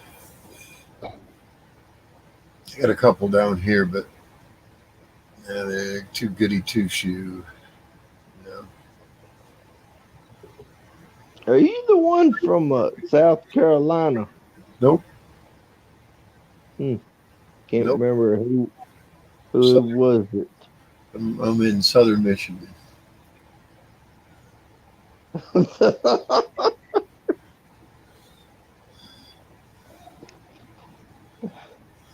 that I've even picked at my wife of moving up there. She said, "Hell no."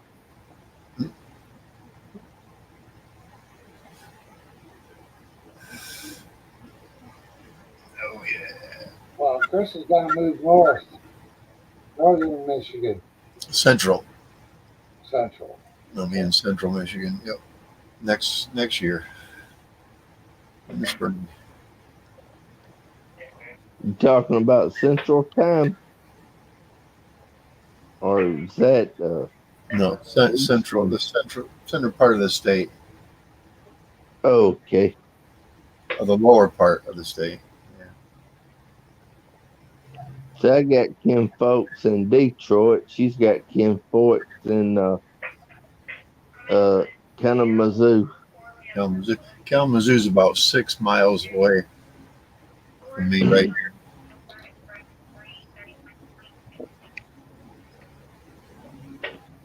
Matter of fact, the Kalamazoo Airport. I'm just east of the Kalamazoo Airport, but it's a little town called Portage. Yeah. Itty bitty place. Yeah, this place right here where I'm living is a good place back then, but not now. That it's starting to go down.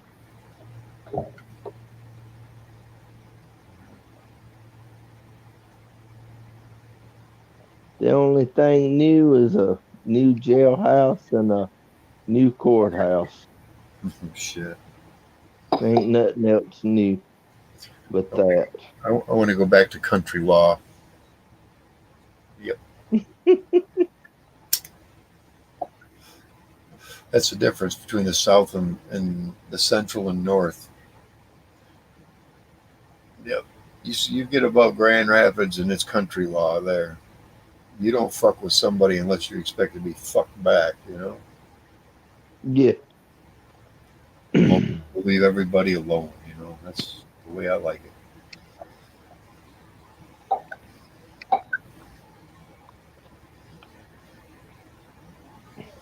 Oh, gosh. Yeah, one thing about the neighbors right here in the apartment complex where we're living, the blacks don't like me. because of me playing a game on my cell phone, and right there of me like holding it up while they thinking like I'm videoing or taking pictures of them. Oh, shit. Well, they can't do nothing about it because That's even right. the cops, like ain't got rights to look in my phone. But even if I let him, that what is he gonna find? Exactly. Make an ass out of themselves in some shit. Yeah,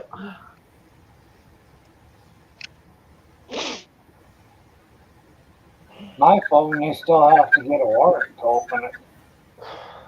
For sure. Warrant to get in my house and then a warrant to open the phone. Although there's nothing on it, so I guess I wouldn't need to.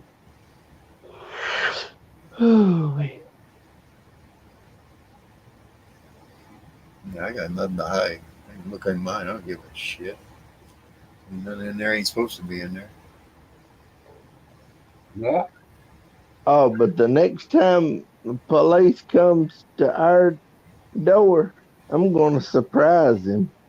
Like, if he says about like being videoed and or taking pictures, I'm gonna show him and ask him out of which one, because I got a video camera here, a regular camera. Let's see, 4 smartphones and 4 other phones that's got cameras. Shit. So out of which one? Which one was I using? What is he gonna take all of them? Look through 'em? And since when was it illegal to do that?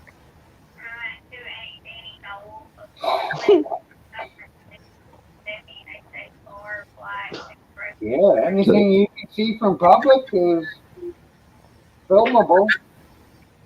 Even especially if you're taking it from your own place. Yeah. Then that says even more. Who gives a fuck what you think?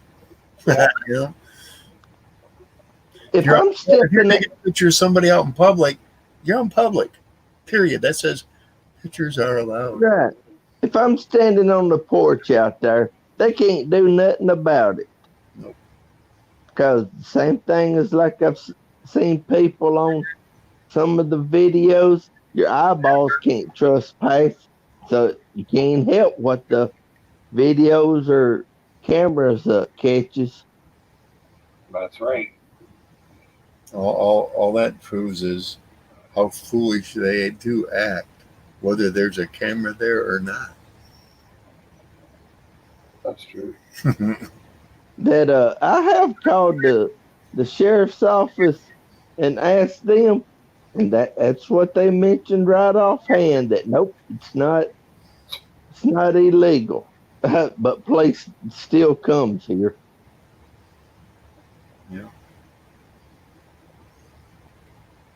that's crazy.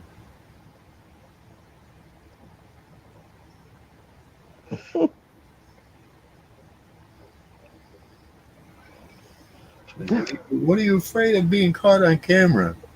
Something that we could look at protective services and go, these are the parents of that little kid right there. Right? Yeah.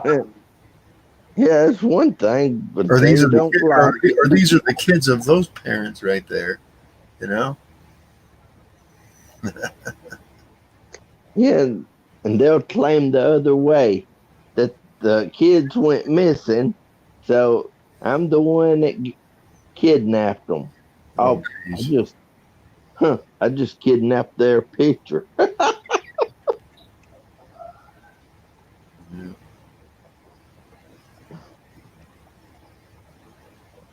The heck, that me? I don't want no picture of them, because what have I got to do with them? It'd be one thing if you were calling the cops every other week or day or month about them, but you're not even complaining about them. It's not like we should tell them you're not gathering evidence for later. You know, No. if you wanted you to be Inspector Gadget, and they'd never see the camera. These days, they'd never That's know what my handle used to be on a CB. Gadget.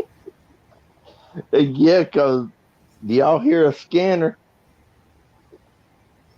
Yeah. I had several in my life. Yep. That I got a scanner and but I don't have CB no more. That I had all the time like if it's a diesel that I had all the time like check out to give them a warning they fixing to be pulled over.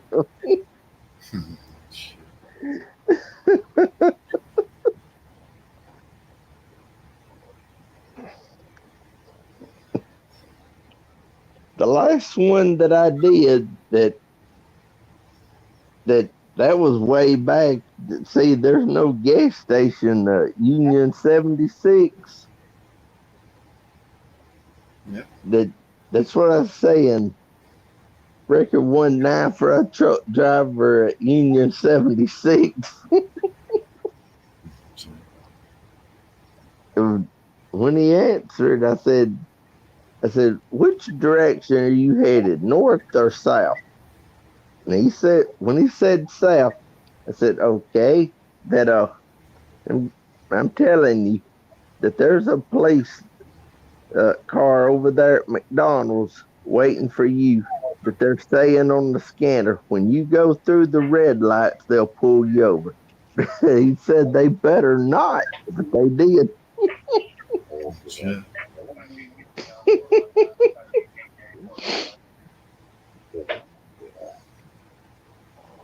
That was the last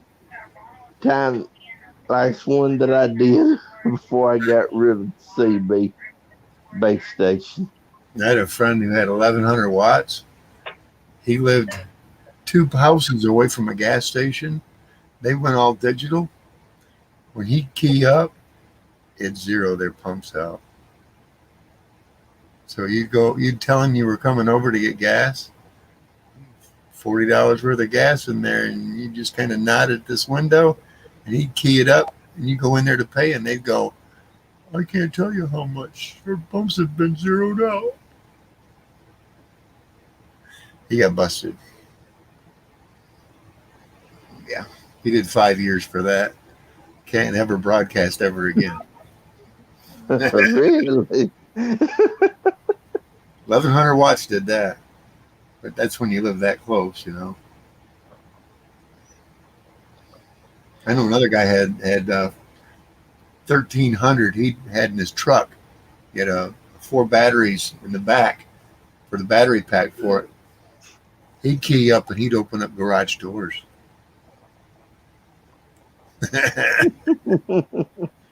He'd go up into fancier neighborhoods and key up. And just watch garage doors open. It crossed in this channel, you know. That back when I did that was in the low 90s. Yep, And, it was a big thing for it. Yep. there's when they started changing, but they wasn't digital here yet. I used to talk to one guy in particular out of Florida all the time, Papa Pond Scum. You ever hear him? Nope. He's out of Florida. Pond Scum Communications. Right there, I just did a commercial for him. But he didn't realize it was Skip when we talked to him. Because our Skip was rolling right there, right downtown, somewhere in Florida. I think it was Miami, he said. And he acted like we were new guys that had just set up and were giving him hell. Because, you know, back then it was rolling at a particular time every fucking day. Sometimes it'd go that way for months in the same place. And then all of a sudden it'd switch. Sometimes we'd switch over to California, you know. And other times we'd switch over into Jamaica. It was crazy.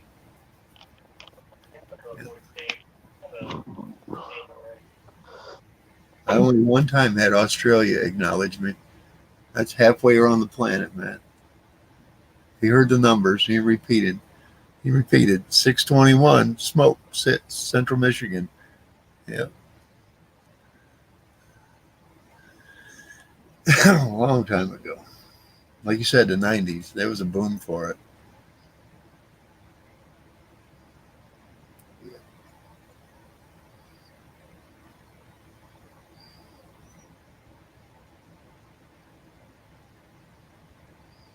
It's a fucking one in a pickup was just the normal old fucking power. I picked up Texas one night when I was 40 miles north of here up in some hills. Yep. I couldn't talk to him, but I could listen to him for hours. Oh, yeah. Oh, you don't know. You might have been able to talk. If you could hear him, I tried. Skip, you could talk to him sometimes, Myron. I tried. I tried. You need an SWR adjustment just a little bit. Raise your antenna about. Should have raised it up about a quarter of an inch. Changed everything.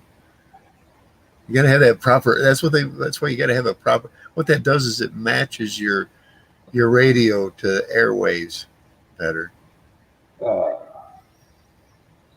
You know what I'm talking about, Midnight, right?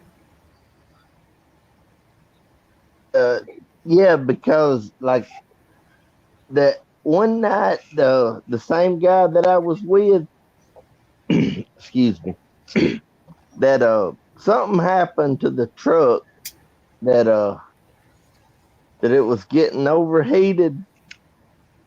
That where we pulled over, that we was going up a hill, that both phones was not working, but when I stood up in the back of the truck, my phone was working. Shit. See that somehow like waves not getting down there, the waves are up there. Right. Yep. I was talking about standing waves, the SWR meter. Yeah. That's what I was talking about. Yeah. You have to make that quarter-inch adjustment on your antenna. Yep. That reminds me back when I was still single, living with mother and them, that got my own antenna. So you see, there at mother and them's house had two antennas. Yep. Then before you know it, there's three antennas. One of them's for the base. Yep. That was so high. I don't know how far away that we chatted with people. Yeah. And I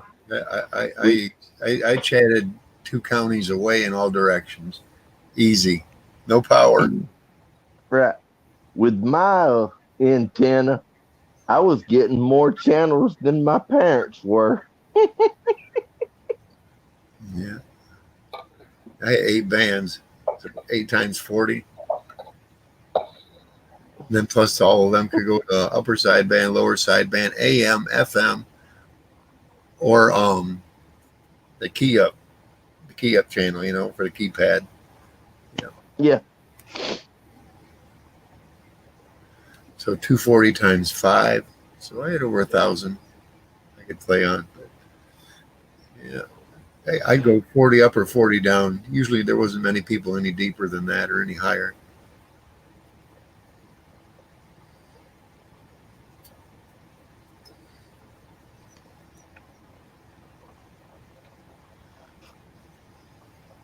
Let's see.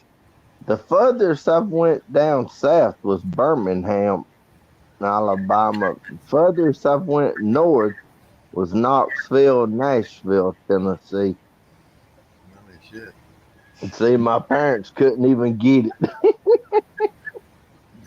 it. Nashville. When I got out of the military, they let me out a little early. and I was put on what they call a pellet leave. And I forgot to grab my papers with me. And when I left Michigan, I was hitchhiking down to Decatur. I got stopped at Nashville way station, and they checked the records, and somebody in the military forgot to take me off as wanted by the military off the records, and I didn't have leave papers to prove it. Otherwise, I spent 2 nights in the Nashville County jail, then onto an Army base, and then onto a naval base with a Marine Corps liaison inside of it. And I walked in there, told him my story. He made one phone call. They faxed him over a new set of orders, handed it to me, and said, "There you go." I said, "Wait a minute, I'm more than 150 miles west of where I was originally stopped. Oh, we're sorry. We'll give you a ride off base." I was fucking pissed. Yeah. What could I do? Stick your thumb out? Yeah, Head east. no doubt. See, back at that time, that wasn't illegal. Not back to, but headed to Decatur, Alabama. Quite the adventure. See, that's not far away from where I live. Dry County. It ain't dry now. You had to go into Huntsville to get alcohol. Well, you could get dollar cans of beer, but but you had to go into Huntsville to get the real thing. You might as well stop at the titty bar while you're there. I can't remember what year was it when they got Morgan County wet. Shit. It's been a long time. I was there in, what do you think now? Probably 81. Yeah.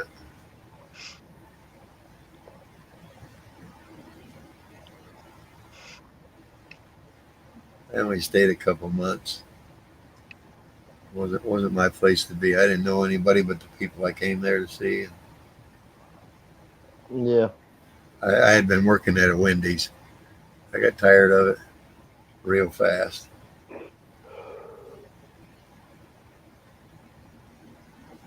Oh, and then they see, I got the job through my friend's aunt, and they tried to claim that some money came up missing. And his aunt didn't know that they had cameras inside the office, and they reviewed them. I never stepped in that office ever. The doorway maybe, but never went in the office. They had her going in the office, going into the safe. Yeah, she got 1.5 years for that. Tried to blame me for it because I had just left, and she tried to use that as, yeah, he did kind of act strange. Yeah, right. Yeah, still do. Yeah, exactly. I act like me, damn it. I like it. Yeah. Yeah. It's a long time. Look at 81.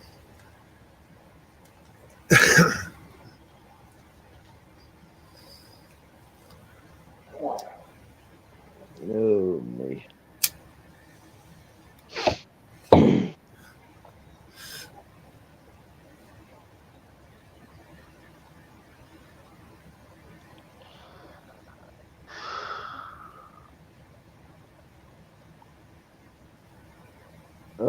Let's see. No, it might have been 82. It had to have been 82. Yep. You see, I got out of that service. It's 21 years, just 21 years old. Already tired of titty bars and the like by then. The military, I burned out quick. You watch all these fools throw all that money at them girls, and come 3 o'clock, 2, 3 o'clock, You're going home to play with this, not them girls.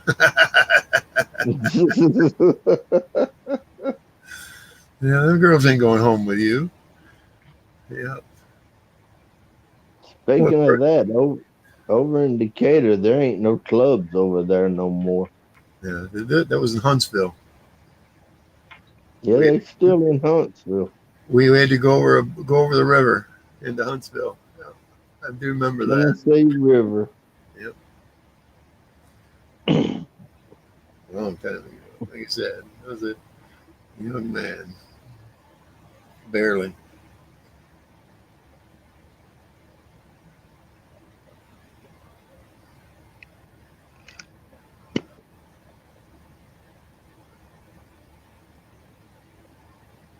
Mm.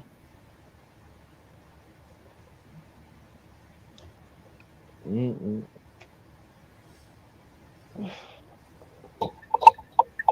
Chat shut down. Gonna fire Really? them all. What? You go outside? Jody Cat said she'd come back in a few. That was 2.5 hours ago, or 2 hours 20 minutes ago. That's not the first story she told me. Oh shit!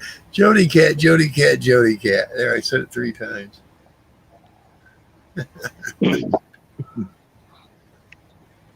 Y'all know hippie auditor. Yeah. Like hippie auditors panel.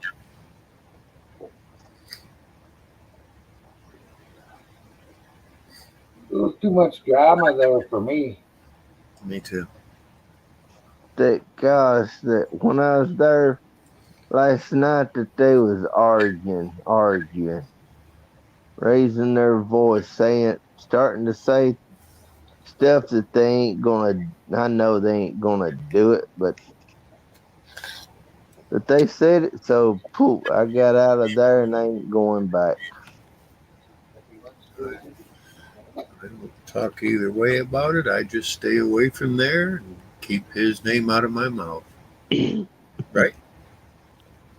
No matter if, like you see right here, like if I chat that I don't have a rank, that's okay. That over there I got a rank. That what for? That I ain't doing nothing. Just chatting. Yeah. I know what you mean. Yep.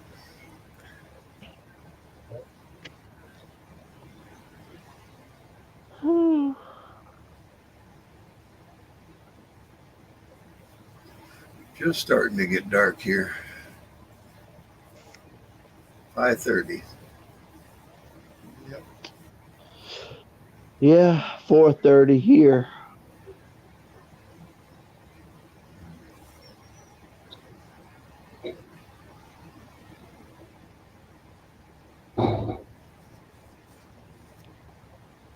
I can't remember the name of the Great Lake up there that where the time zone divides, but like between that Great Lake that is like coming down, like hmm, I'm not sure either. I can't name any of those four. No, there's Lake Michigan, Ontario, Superior. On It's it's the one on the west side of Memphis. the west I side. mean Michigan. Yeah, The west side is Lake Michigan.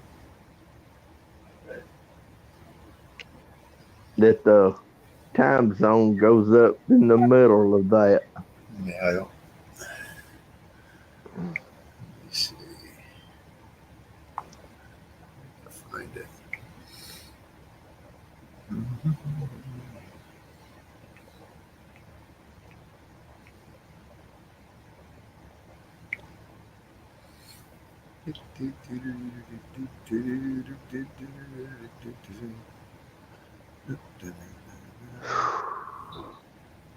Let's see here.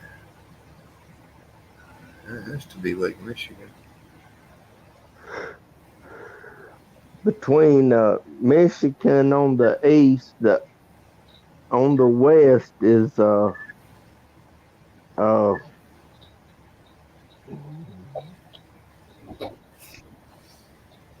can't get those two states, There we go. Illinois and the state above. Uh, the, Yeah, I can tell you what lake it is because halfway through Lake Michigan is a time zone, and then the lake north of that is also.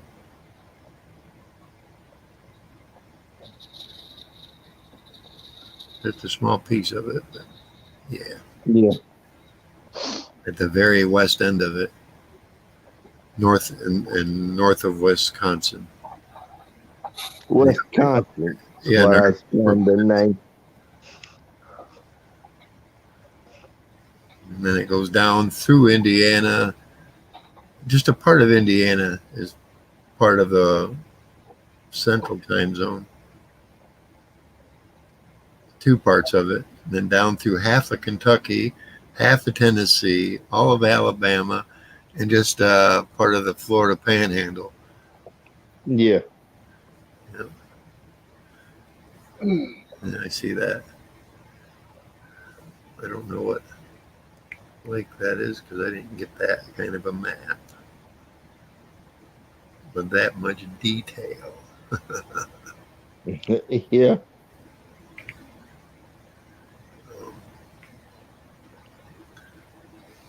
In Indiana, the top left corner and the bottom left corner is where it cuts out, like some of the eastern and central. Yep.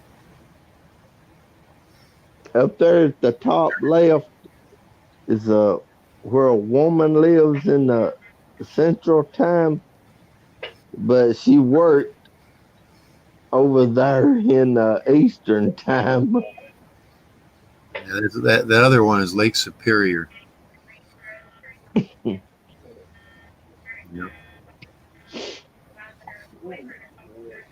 The Great Lake they call Gitchy Goomy.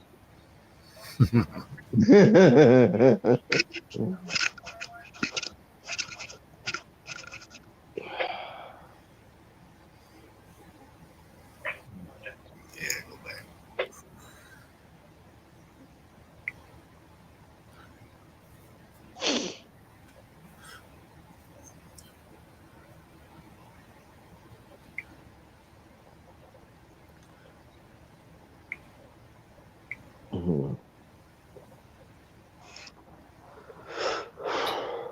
That was easy. Well, what was easy? Getting back, what I do is I run two YouTubes. I run this to StreamYard and the other one to run the chat. Okay, I said that's what I did before. So, oh, I forgot to turn the volume down on this other one. That's how come they is hearing echoing Yep. when I was in one of them. Yeah, I've done that before. See? Because otherwise, from StreamYards, I can't talk and chat either.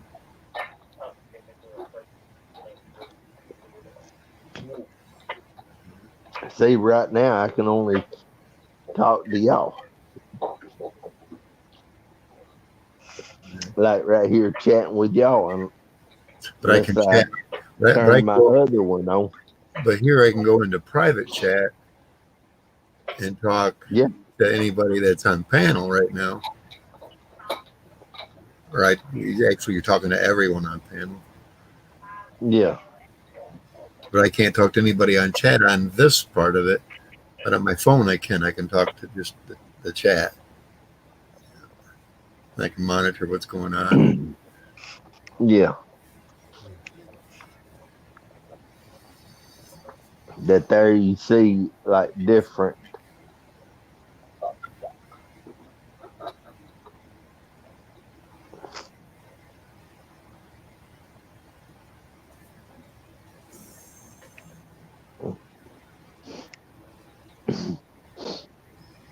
When y'all hear that scanner in the background of me, does that bother y'all? I don't hear it. It doesn't bother me. If I did, it wouldn't bother me either.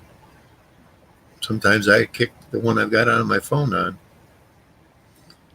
I can listen anywhere in the U. I can listen to a lot of places all throughout the world on it. It's pretty cool. Yeah. It's just a scanner app.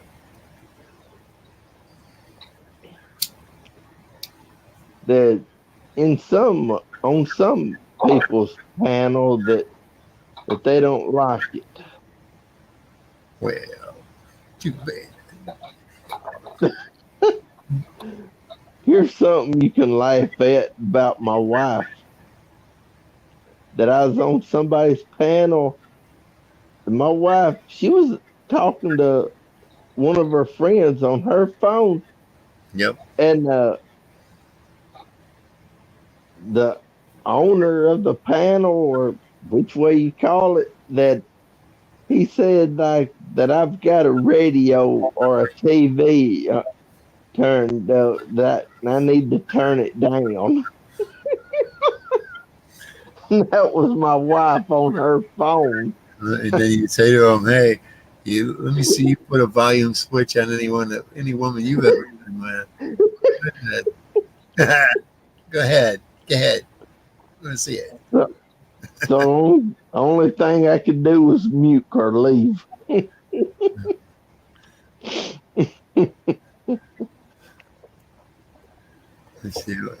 be the only way. That's like saying turn up the volume. Because the minute you say, "Why don't you just tone it down over there?" You know the volume's coming up. Yep, her volume's coming up right then and there. Yeah, a few days ago that she screamed when I was on somebody's panel that was a new panel that I got on. That it was just her, and she's a black lady, Yeah. and my wife screamed, said, "Quit slamming those damn doors." It's black people, and she heard me whisper to my wife that she's black.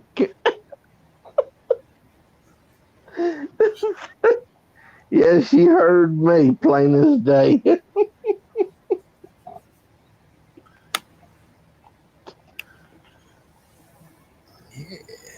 That I didn't want her to hear my wife say the N word. No.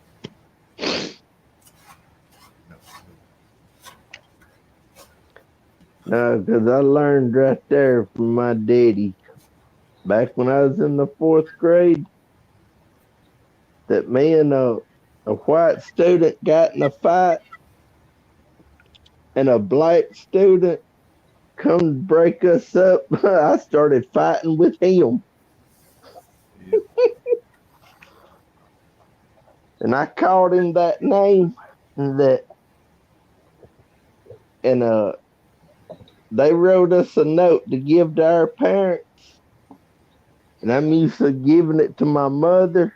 Oh, she ain't home yet from work. But there comes Daddy. I give it to Daddy. And right there, he grabbed my arm and said, "Don't you ever say that word again." I was All in, right. I was All in, right. Is it a bad word? He said, no, it ain't no bad word. It's not a nice word. I was in fifth grade and I called this kid that. He's probably about 2 or 3 years older. He could have beat the living shit out of me. But you know what he did instead?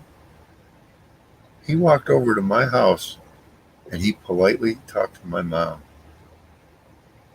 And when he left, it was 2 weeks before I could see that kid again because it was summer. I was made to stay home for 2 whole fucking weeks. I learned my lesson then. And as I went through the military, he was a he was a decent man. I wish I could meet him because he could have done much worse, man. He did the best thing possible he could have done. He changed my mind because I realized he was different. He was a young black man. He wasn't that word at all, you know. No. And throughout life, I've met many decent young black men. Yep. Well, every race has And some old ones. every race has its nice people and assholes. Absolutely. Hey, I tell you what, because they say we outnumber them 5 to 1. You show me one bad black man, I'm gonna show you 5 white people that are just as that are fucking filthy ass nasty. Oh, yeah. That's just that's the percentage is the same. It's Now, just we're more you said- spread out. Our color's just more spread out. You know, goddamn better. which way do you mean nasty? Oh, immoral. Immoral? Like bad language or No. or Bad act. dirty? Things that the police and society would do them in for if they could get a hold of them or knew. Yeah. Oh yeah. Okay. Yeah, see? That's right. That's what I consider a bad black man and a bad white man. Equally. No different. No less, no more. But their morals You're are right. be screwed. And Right here in our county, I have met so many most- white people that whose morals are screwed. That's just what they were taught or weren't taught. You know what I'm talking about, that stiff foot in your ass? yeah, I do too. that right here in our county, that's the most ones that gets arrested, but they're that they can pay for theirs, but black people that they get arrested, that a lot of them can't afford. Yep. That God, I got to laughing about my brother-in-law that I didn't know he was in jail the last time I got arrested. That he was already in there. He asked me, "What are you doing in here?" And to tell y'all the truth, having a fight with my daddy. See, right there, fighting my daddy. And the officer seen it, broke us up, and that's right there. I'm proven guilty from that they believe the police officers knew more than us. Yep. So when I went pleaded like guilty, that how did I get out of jail and paid the fine? Right. Can you think?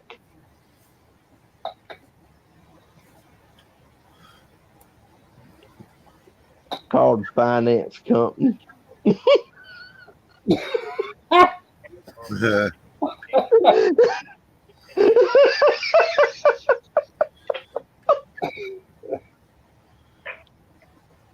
That right there got upset that he was in jail before me and I got out before him.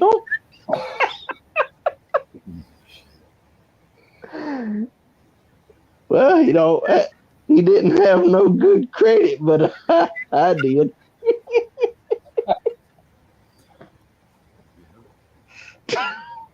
That'll do her.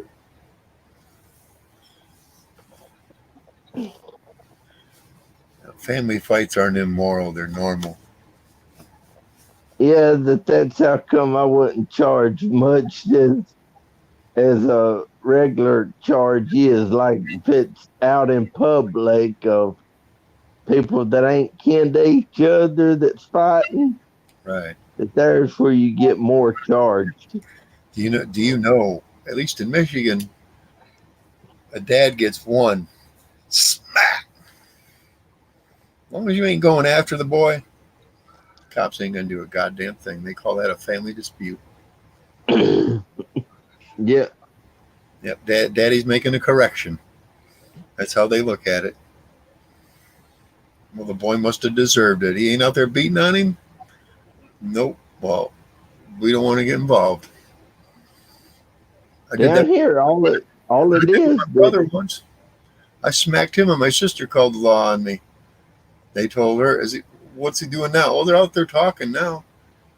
Exactly. All I do is smack him once. He was in the stomach anyway, and he went down. I went down with him. I looked him in the face, said, "Motherfucker, you're going to pay me the money you owe me now." And he did. And he did. Damn right. It was his payday. He was going to pay my ass. Yep. This right here is where it don't make sense about the time when I got in a fight with my daddy, that he got put in the hospital, I got put in jail.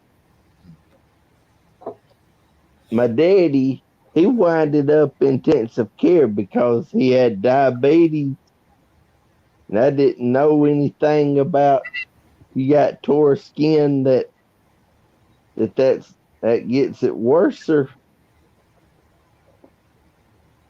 that Yep. my youngest brother told him to die, damn it, die. Oh, shit. That's today's kid. Yep. The reason why is because they found alcohol in Daddy. Yeah. But that ain't no reason to tell Daddy to die. No.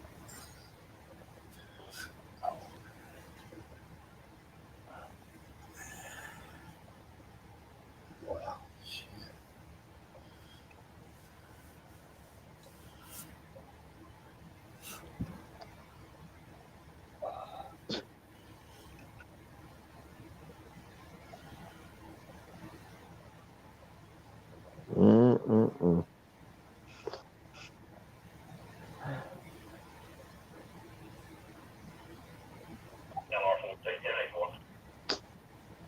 See right there's a scanner. Yeah, they ain't bothering me a bit.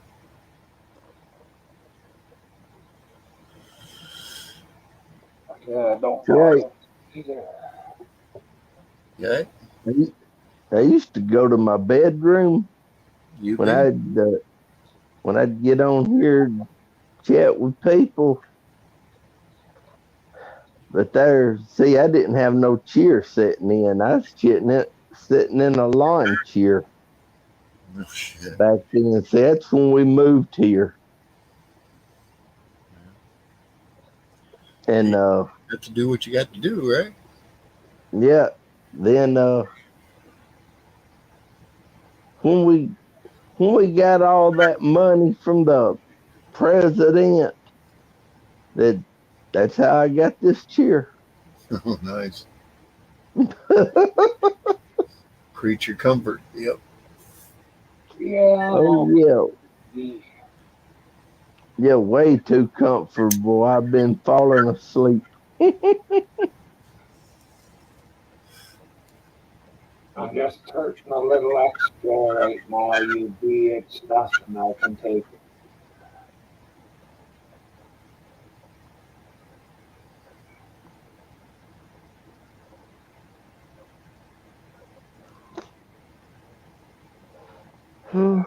Me.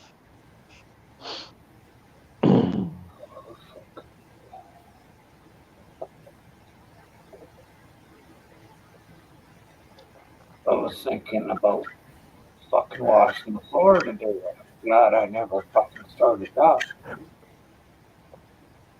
Wait till Hey, I'll tomorrow. just go ahead and join y'all instead of me like y'all seeing a car that why don't go ahead and see me. Yeah. I didn't think anybody was as balder than me or Myron. Yeah, I'm 54. Yeah, I'm 60. Myron, he's the old timer here. I'm 64. 10 years older, huh? I made it long enough to be a Beatles song when I'm 64. So you was born in 58? Who was? You. Nope, 57. Oh, 57. So see, me trying to keep up in math right there, that was my best subject in school.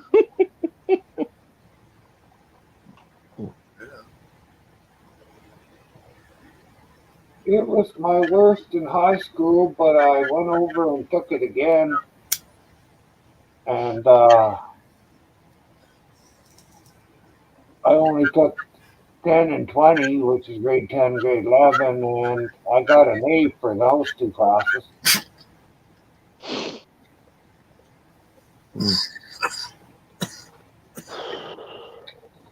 But when I was younger, I just couldn't fucking understand it at all for some reason.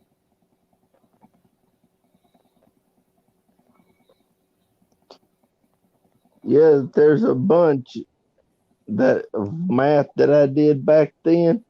I can't even do it now. Well,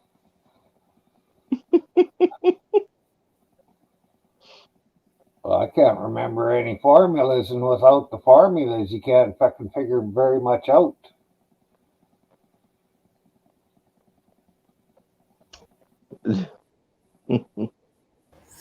Good shit, Maynard. Whew. Oh, shit, quit. Yeah, what you're doing right there, I can't do it. Why not? No, About gummies, edible stuff. that when I was growing up, that parents there while we was eating supper, that ain't nobody eating that food no more, so it's going to the garbage. They is using that as an ashtray. See, of putting their cigarettes in it while they still there smoking while we're eating. Right. Mm-mm. That's how come I haven't smoked. It's a completely different smoke. It doesn't smell the same. And, when I was a kid, I remember being 4 years old in the back seat of a Corvair. In between the two seats, my parents both smoking, windows rolled up. I used to have to go to the corner of the back seat to get fresh air. I remember doing that because I couldn't stand the smell of all that smoke. And still to this day, I have to have a fan blowing on me at all times. There's one blowing right now. See what I mean? Yeah. I can't have even my own cigarette smoke. I can't have right here in my face like that. Yeah. Ain't it funny what things do to you as a kid? Yep. That even back then, from the doctor's report of me got the lung disease, that's from a secondhand smoke. I'll be damned. I'm sorry to hear that. That I said, oh, I know how I got it. That where I used to work, that before I got married, that yeah, that was a little plant, and that I don't know how many people smoking in there. And see, there was no windows open. No fan blowing it. Yep. Well, at least there was 2 air conditioners.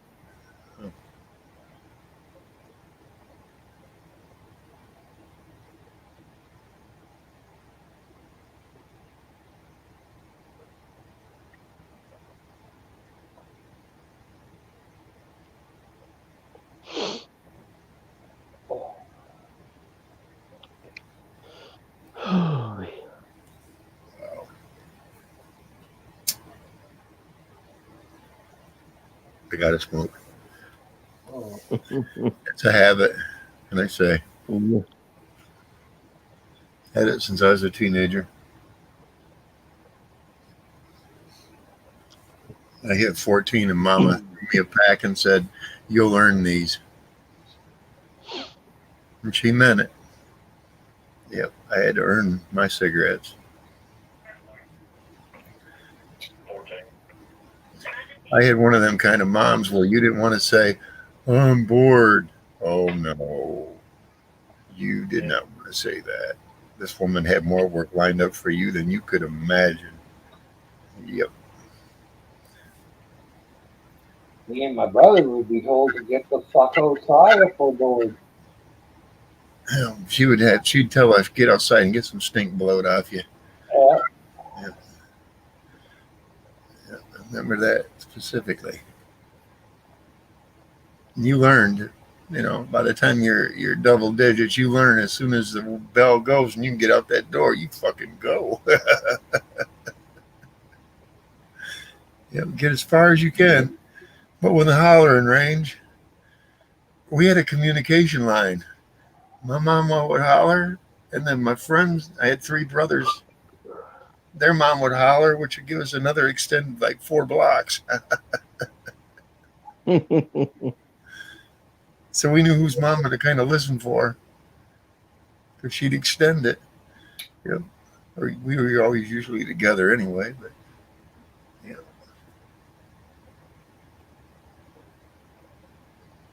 That even here that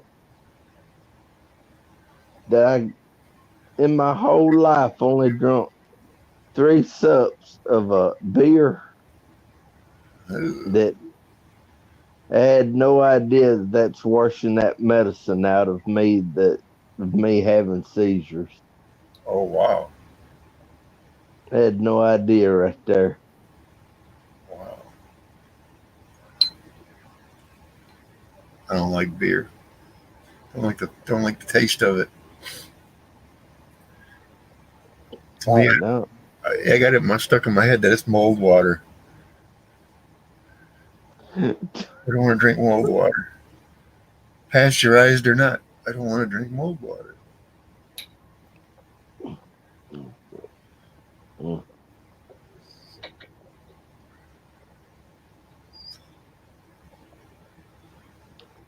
Get it home and distill it off, and you can just drink the alcohol off it.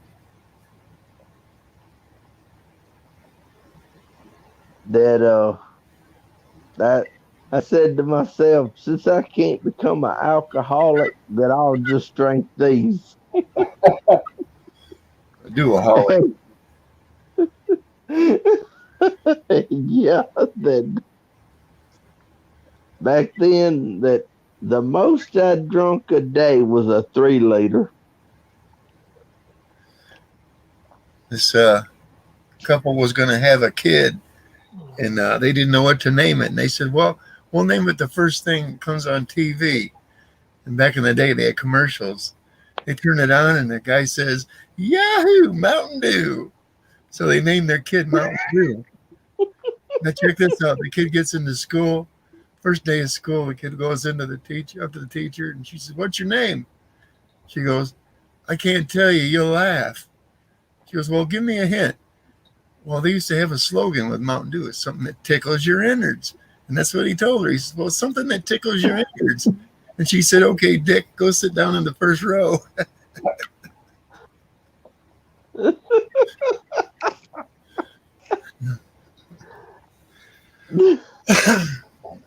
That is one thing I can't do if I was a daddy. Yeah, call their kid Mountain Dew. Well, it tickles your innards. Okay, Dick, go sit in the front row.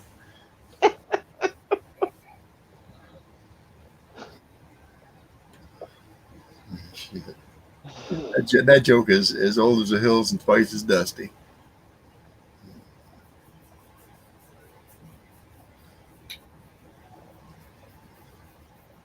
I remember that slogan was on the side of the older bottles. Yeah.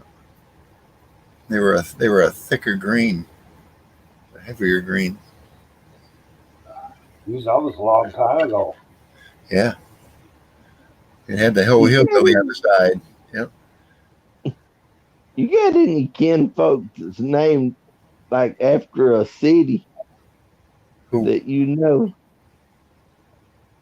Well, there's a Kilkenny County, city, town,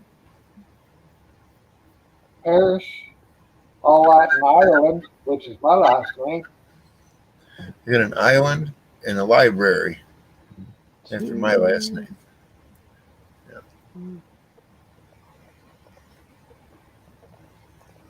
Like fourth cousin on my wife's side that she's got a cousin named Dallas.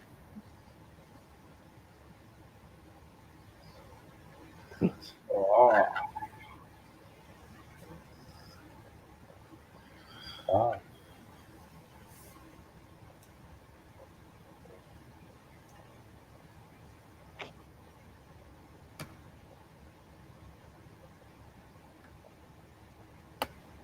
Yeah, I don't think I've ever. Oh yeah, I went to school with a guy named Dallas. It's not a very popular name. No, it's not. Everybody knows a Dakota, don't you? Yeah. I have two cousins named Dakota. Let's see. I think that's what one of her cousin is. Let's see. There's third cousin.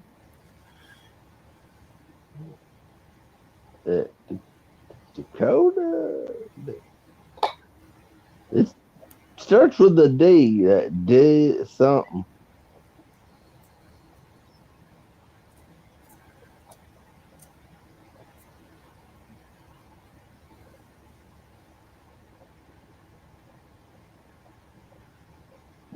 That right there is named after a state.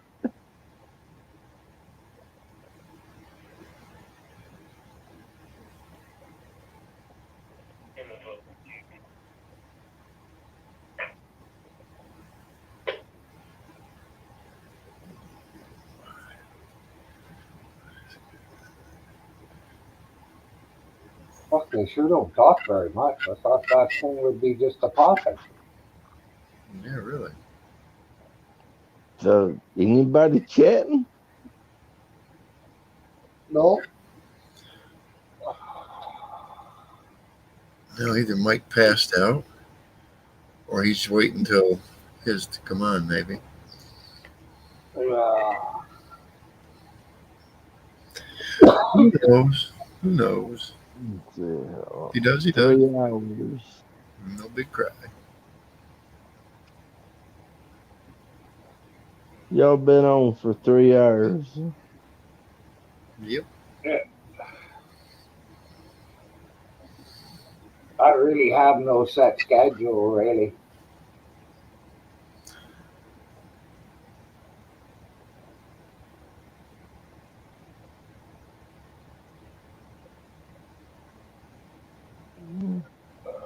My kidneys do. I'll be right back. Okay, I understand.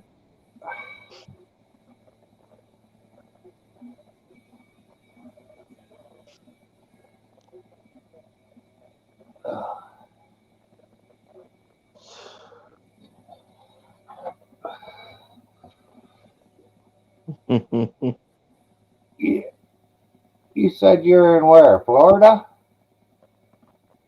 Do what, sir? Where do you live?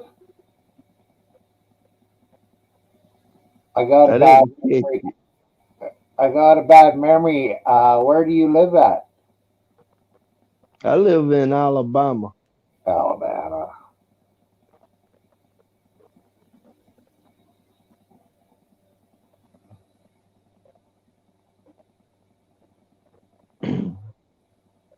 Like where he was talking about where he like caught like right there at Decatur, like when he got out of the army. Yeah. See, that ain't not far away from where I live.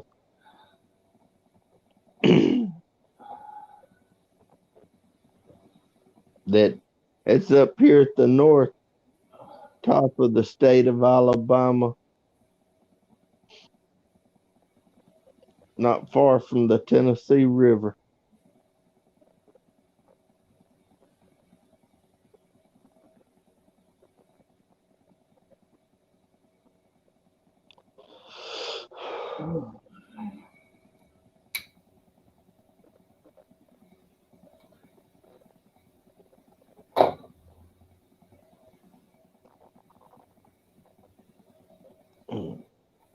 Oh, yeah. Oh man. Time's 4 o'clock. Sun's still up.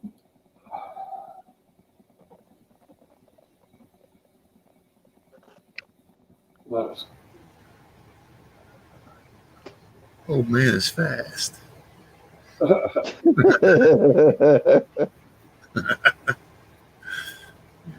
up, go. Oh man. It's dark here now. Yeah, it is here too. It'll be dark by 5 here. That's what time it is here, 5. Six. Yeah, 6 your time. What time you got, Myron? 3, 4. 4. He's at 4 o'clock. So you live in mountain zone. Yeah. Yeah, I live on the east side of the Rocky.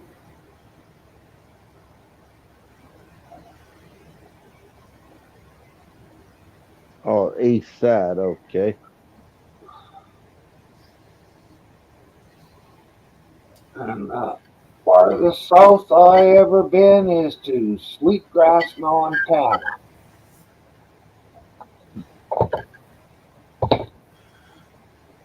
Went over there one night on a Sunday to drink. I'll be damned. I don't know what I did, but fuck, I was drinking in one bar, and anybody who come in was not allowed to dessert if they knew me.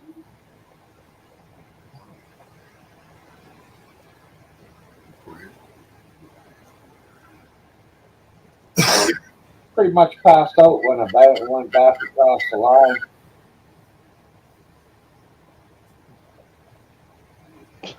Oh god.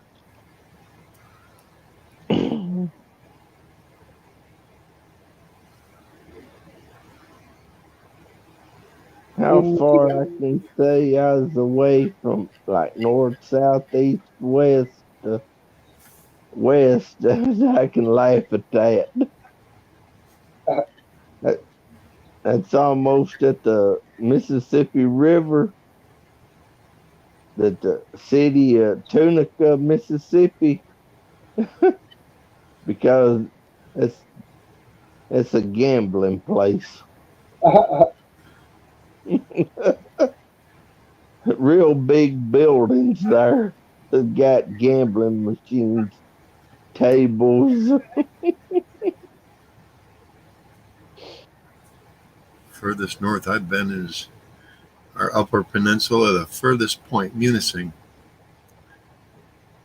I've been to Florida Keys. I've been to California. Not very far up California coast. You know, that's it.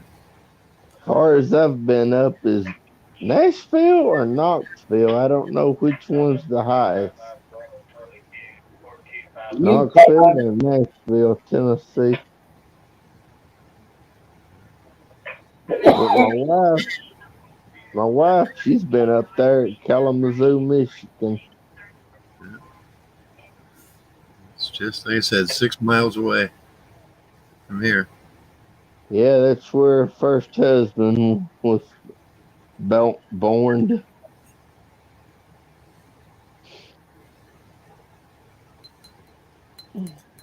Mm, Kind of between Chicago and Detroit. yeah. Yep. Same kind of environment. Yep. I just can't keep up. What city was that in Illinois that where one of my brothers was born? And all the rest of us was born right here where I'm living. That they don't deliver babies here no more. Oh, shit.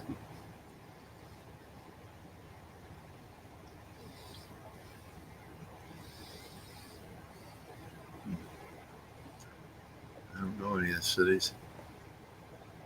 I just know Chicago. Now, I got a bunch of kin folks that lives up above Chicago, up there in Roxford.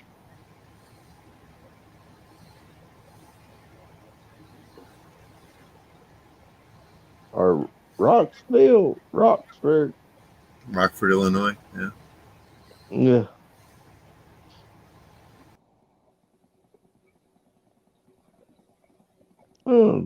Where'd he go? I don't know. He pressed the button and I guess he pressed the wrong one. Must have.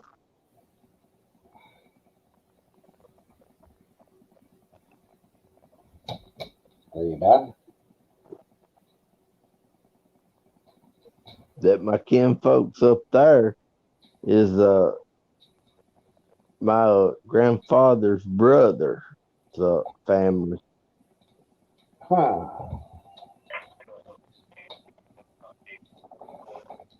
That my grandfather on my mother's side only had one brother, didn't have no sisters, just one brother, and poof, that's where they moved to.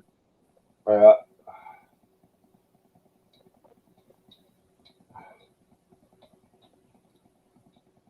Oh, Some of his kids moved back down here. yeah.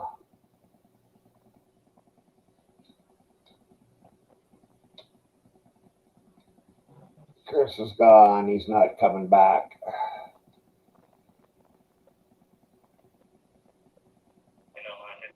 They think his battery went dead. I don't know. Might have.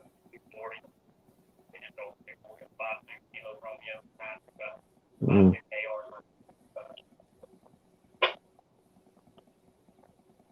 But I have no idea, like how to get in touch. That I know how to get in touch with some people to see, like, are they coming back or what happened. That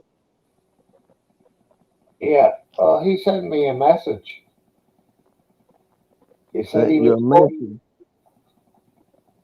he was going anyways, and he said thanks. So he took off before saying goodbye is all he did wrong. Okay. But he said it in print, so that's good enough. Yeah.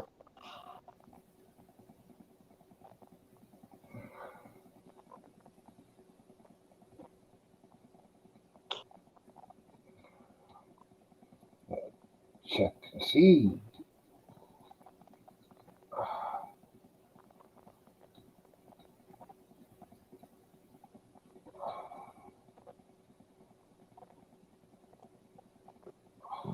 Let's see. Oh, oh.